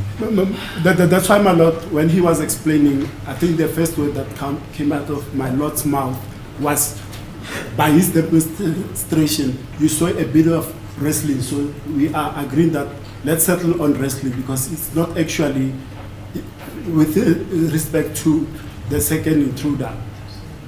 Then we settle on wrestling, my lord. Does everybody agree? I agree, my lord. Yes, indeed, my lord. Wrestling, fine. Pushing, I also saw a bit of demonstration of, pushing, but wrestling is fine. All right. As the court pleases, my lord. Now,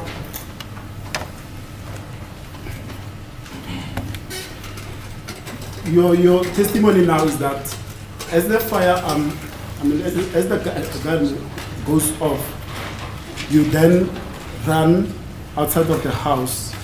That means you leave Christian somewhere in the house, correct? Shiko-ke ukuthi ngokuqhuma kwesibhamu-ke wase ubalekela ngaphandle-ke kusho ukuthi washiya uChristian ngasemuva. Yebo, ngasho kanjalo ukuthi uChristian uthatha uqhuma isibhamu naye wabalekela ngase-sitting room. Yes, I would say so, but when the firearm went off, Christian also ran towards the sitting room.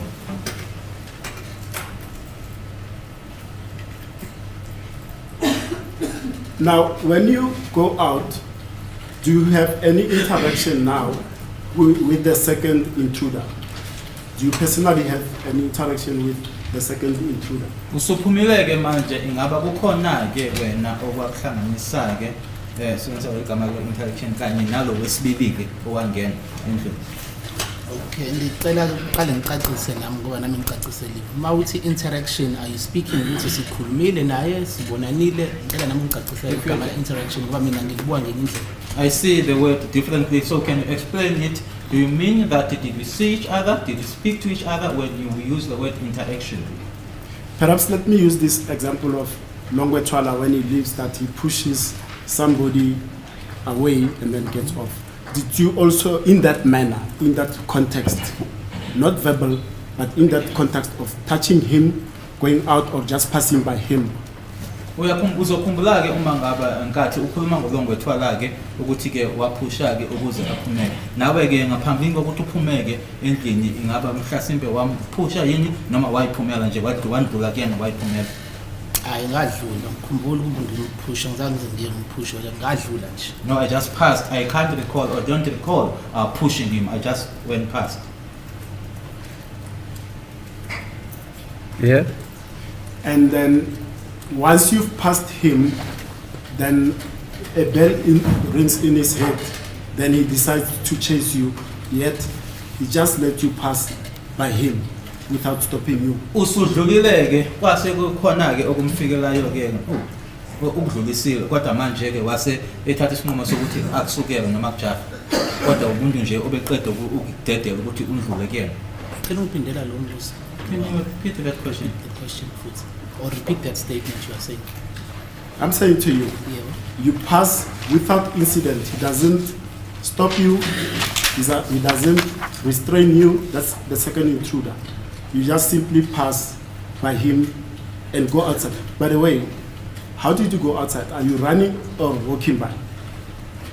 Mr. Ramsipidi, you tend to ask a I question compounded the before question. it's answered, you leap onto another I've question. compounded it, my lord. That will confuse them. Let me do one question at a time. I've compounded that one.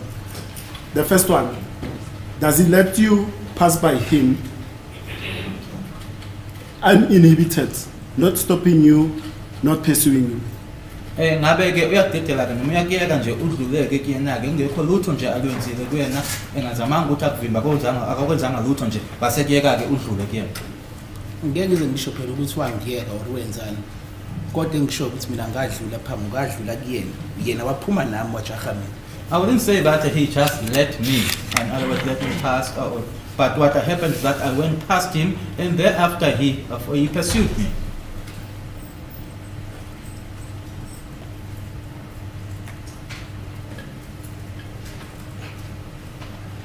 Yes. Perhaps let's understand that. Let's track a bit. You and Christian, where are you standing prior to the gun going off? Asihlehla nje umuva kancane ke ngaphambi nje kokuthi isibhamu siqhume wena no Christian nani mikuphi nendawo.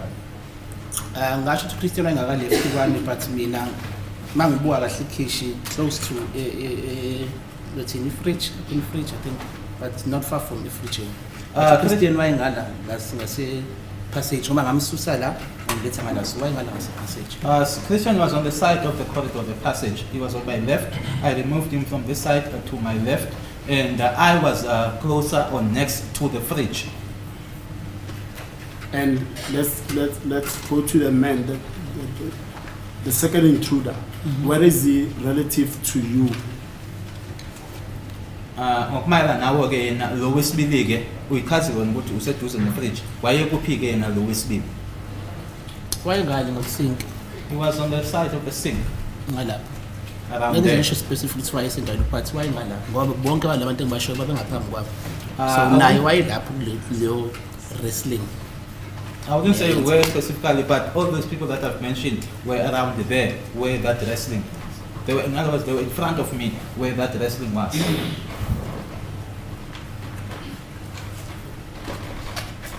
Now,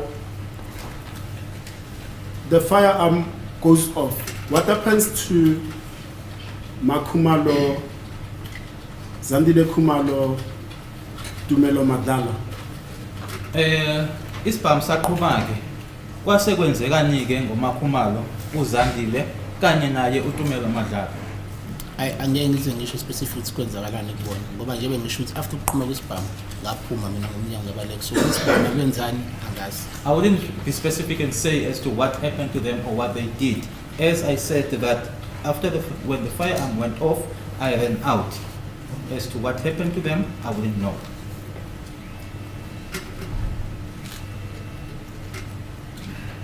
Because the reason I'm asking you that is for contextual purpose. We've agreed that that kitchen is on the side of Smallish, right? Now you say you were on the other side of the Scuffle. That will be this side towards the hallway leading to the living room, correct? But next to the fridge. Ngikubuzela lokhu-ke angithi besivumeleke noma sishilo ukuthi la kitchen lalincane futhi wena-ke wawungakolunye uhlangothi noma ngongekho khona lapha ekhishini kodwa kuhlangothi lolu passage angithi.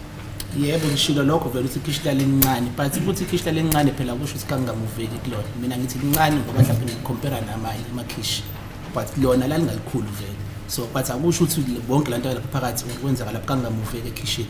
Yes, I did say that the kitchen was small, but it didn't mean that. It's not to say that it was not possible to move or those people there couldn't move.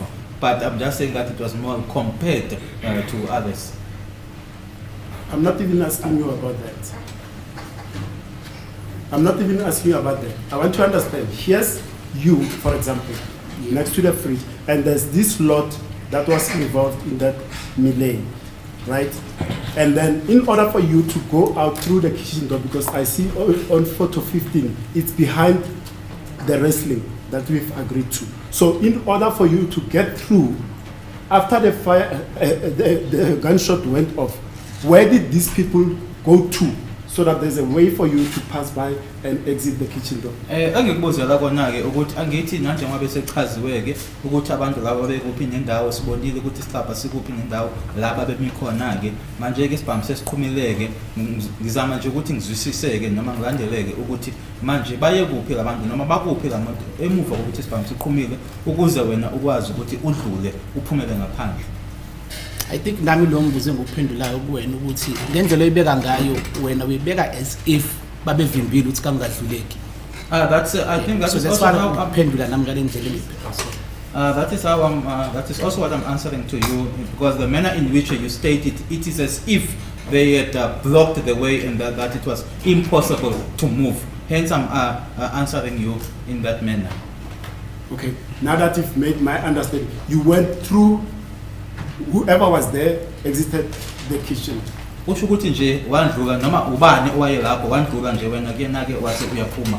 Abantu babe ngala ngaka-left ngakusink into yenzekala ngakasink mina ukuphuma kwami ngaphuma towards inside la ngala ngoba umnyango uvuleka wonke so ngaphuma ngasho ukuthi ngadlula emva kwabo to go ngiphuma ngomnyango. The people were on the side of the left where the sink is and then I moved on the other side and the door, when you open the door, the entire door opens.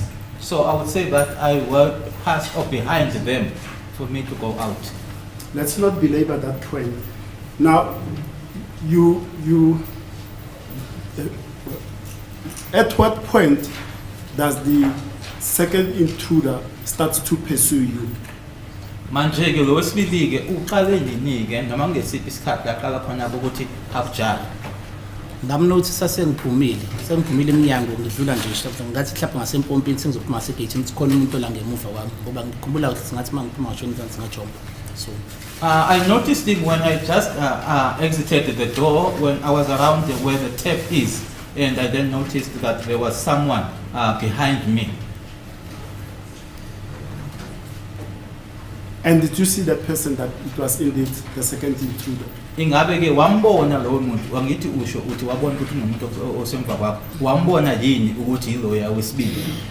Yebo, noma ngambona ngibusweni but nge-height yakhe ngambona. Yes, although I didn't see the face, but with regard to the height, yes, I saw you. And prior to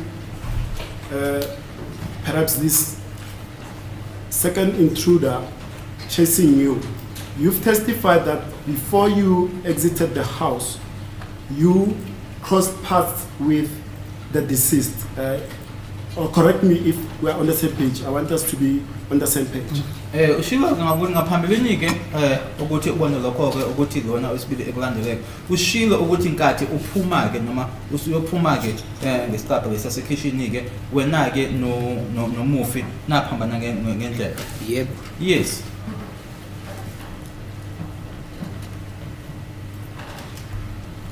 And in which direction is the deceased going as you exit? Nanjengoba wena ke uphuma ke yena ke Umufi wayeya ngakubo. Uza ngala siyaphambana, so obviously ngibe siyaphambana. Uza ngala ngisuka ngakhona mina ngiphuma ngomnyango. He's going towards the direction that I was coming from. Hence I'm saying that we crossed paths.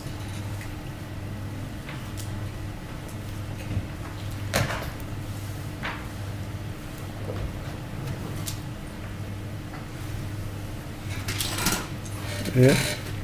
At the point you crossed paths with him, did you observe or notice that the deceased was shot? Nkathi ke niphambana ke ingaba wabona noma wa qaphela yini ukuthi Umufi wayedutshuliwe noma wadutshulwa? Cha. No, I didn't see.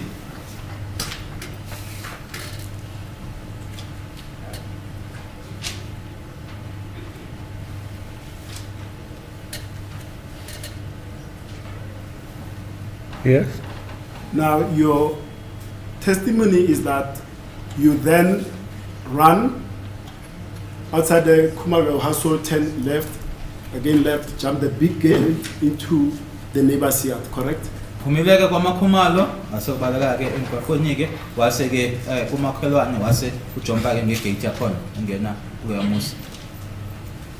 Qiniseka tanguza uthi big gate. Okay, yes. You are right, but I heard you saying a big gate. So let me say, is that the main gate or whatever? I don't know. Describe the gate Gate that you elincane use. leli ngangijombele kulona. I think kune-gate elincane nelikhulu. Mina ngajombela kwi-side le-gate lakhona elincane. There was a small gate as well as a big gate. The gate where I jumped was the side of the small gate. So that will be the pedestrian gate. Ngathi ke ile gate lena ngena abantu abahamba ngenyawo khona. If you put it that way, yeah.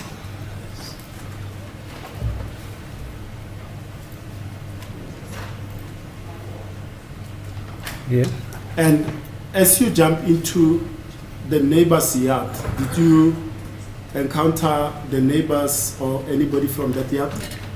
Ungenileke noma ujompileke ujompela kule yard lena ke kumakhelwane. Ngaba ke uhlangene namakhelwane noma nje umuntu kwalapho kwemuzi lo. Yebo, umfana wakhona nobaba khona. Yes, the boy of that house as well as the father of the house.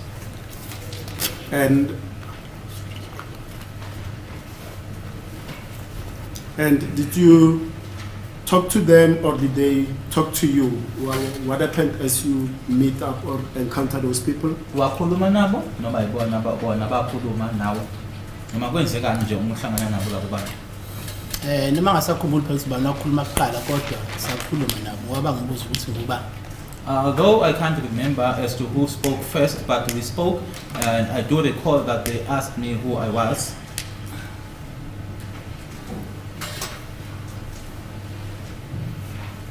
Without asking you verbatim the tete-a-tete you had with them, the gist of what you said to them, what did you say to them? Wasuthini ke wena bona?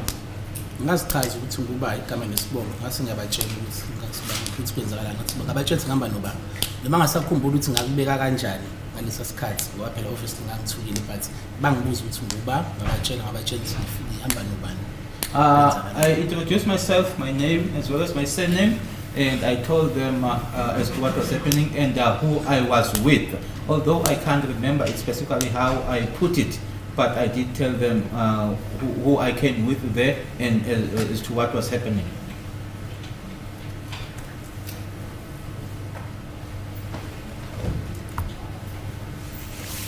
Yes.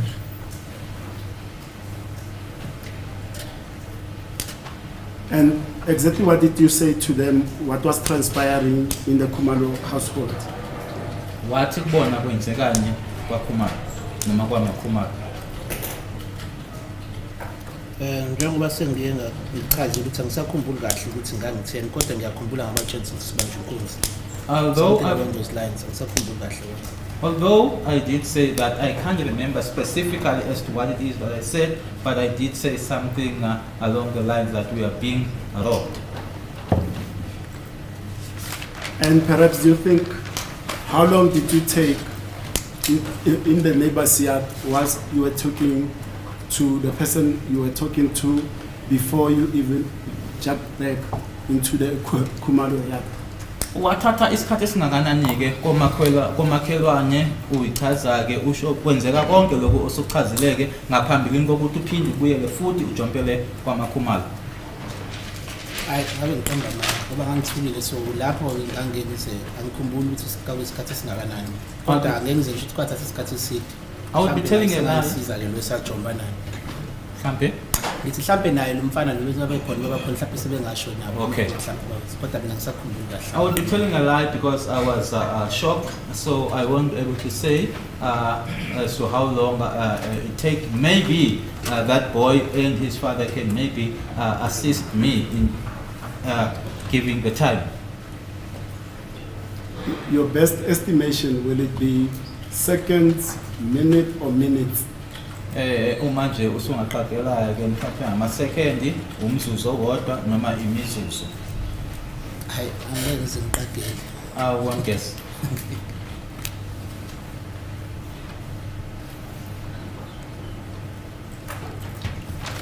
Now, the person that you met in that yard has made several statements and he will be called as a witness. The gist of what we'll testify to is this, that he met you up when you first jumped in. Umuntu ke lo owahlangana naye ke wena uma usujompela kule yadi ke une statement ewazenza emaphoyiseni naye ke uzobizwa nanjengofakazi akushoyo ke iloko okulandelayo. So the gist is That you told him that there's a big problem in the Khumalo household. wathi kunenkinga enkulu ke kwa maKhumalo noma kwaKhumalo. Then you told them that you had been attacked Ubatshela ke ukuthi nihlaselwe and that the deceased has been shot. nokuthi umufike wadutshulwa. Yes. Angeke ngize ngiphikise into ayishoyo phela into eshoyo uyena lo. I won't dispute what he said. That's what he said, not me.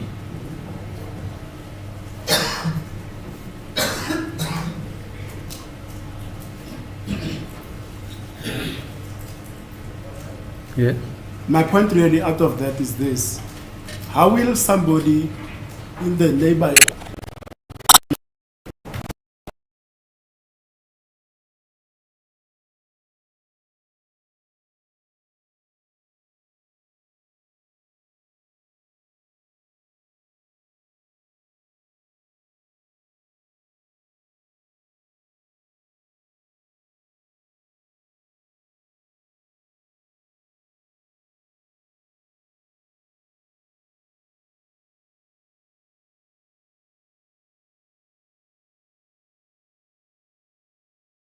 he was not even aware that the deceased had been shot? Okay. Ngokuthi ke wena ke uma ngabe uphuma ke endlini ke uzambona ke noma ungazi ke ukuthi umufi wayedutshuliwe yini.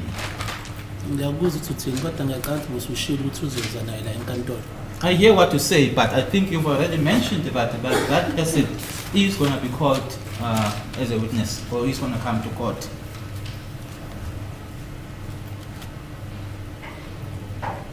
Yeah. And he will further testify that the sooner you entered his yard, immediately you jumped back into the Khumalo household and went into the house that he did not jump together with you to go into the Khumalo household or yard. Uthi ke noma uyaqhubeka ke athi ku-statement sakhe ke uthe nje uma uqeda ujompela kwakhe ke awuzange ke uchithe isikhathi ke wabe usubuyela futhi ke ujompela khona kwamakhumalo futhi awuzange ujompe naye ujompela kwamakhumalo. Ngike ngasho ngathi ukhuluma ngobaba ngithi manje. Are you referring to the father? Ngapha there's two la. Because there are two people there. Are you referring to the father of the house? I'm talking to the person that you encountered, whether it's the son or the father, the person that you encountered. Who did you encounter? I asked you Sure, that. ukuthi mina umuntu engibazi ngikhumbula lapho ubaba nomama. So what I'm trying to understand from It's your the son. question, It's the is son. it the son or is it the It's father? the son. Ukuthi he did not jump back with me and he didn't assist Yes. us. That's what you are saying. Yes. Let's ageze la inkantolo kazosichazela yena lokho. Let him come to court and explain that.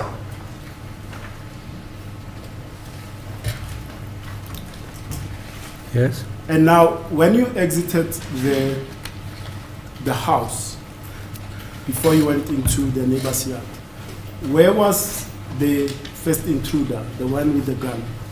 Ngathi ke uphume endlini ngaphambilini kokuthi ke uyojompela kwamakhelwane ke lo woqala ke ugunman wayekuphi yena? Ngamshiya endlini. I left him in the Babili house. ngabashiya endlini kahle ngabe bawu2 kodwa lo munye waphuma nawo. I left both of them in the house, but the other one went out with me. And let's speak to the one that you went out with first.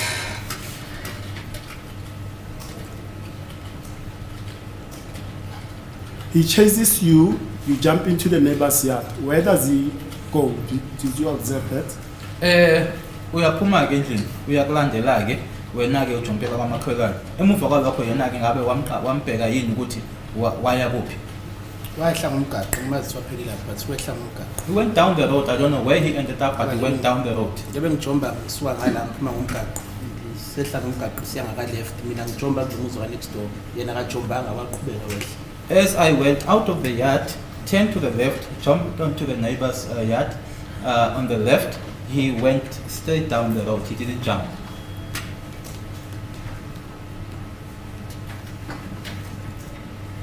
And now, specifically the gunman, did you leave him in the kitchen area where this shot just got fired? Ugunman ke wamshiya khona lapha ekitchen lapho isibhamu saqhuma khona. Yep. Yes.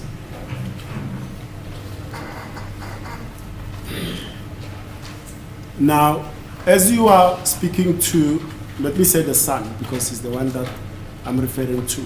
As you are speaking to this, let me track that, sorry, scratch that one. As you are in the neighbor's yard, the positions of the neighbor's house and the kitchen door of the Khumalos, how are they situated relative to each other, do you know? Ingabe uyazi yini ukuthi simo ke angithi manje usujompela kwamakhelwane umuzi lo yana ke indlela ome ngayo ke okumayela nesicabha sasekitchen ke sakwamakhumalo uyazi ukuthi uma kwazi ukuthi kume kanjani Noma nganaka kakhulu kodwa awukusay ukuthi ngathi ibhekene. Although Far from like umnyango wasekitchen nangala umnyango unomnyango wasekitchen. But mangazi ukuthi but yeah. Although I didn't take much note, but I think that they are facing each other. It's the kitchen door this side, and also this side is the kitchen door. So you jumped on the neighbor's yard into the section that's got the kitchen door, correct?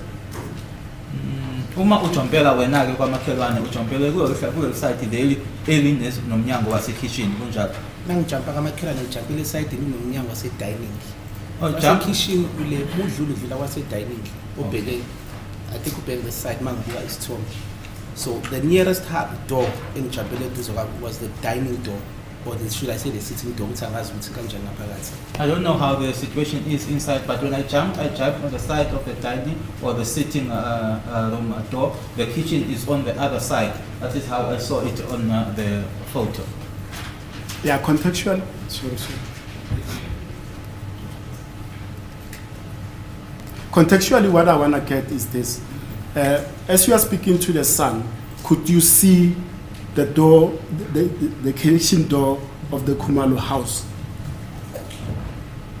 Engifuna ukwazi ke mina ke ukuthi as you speak to the son. Yes. Kathi ke ukhuluma ke nendodana leyana lapha yana ke ukuthi umnyango ke wasekhishini wakwaMakhumalo uyawubona yini noma awubona yini?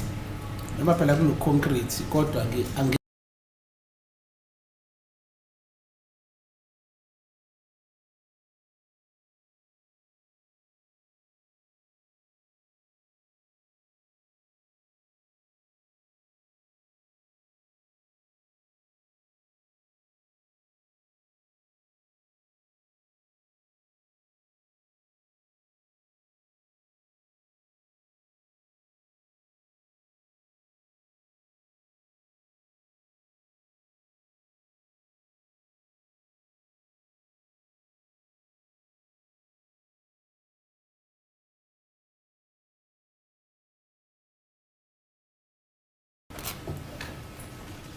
Mr.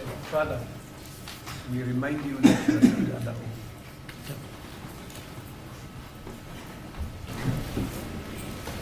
As the court wishes, my lord, may I proceed? Yes. Morning, Mr. Thwala.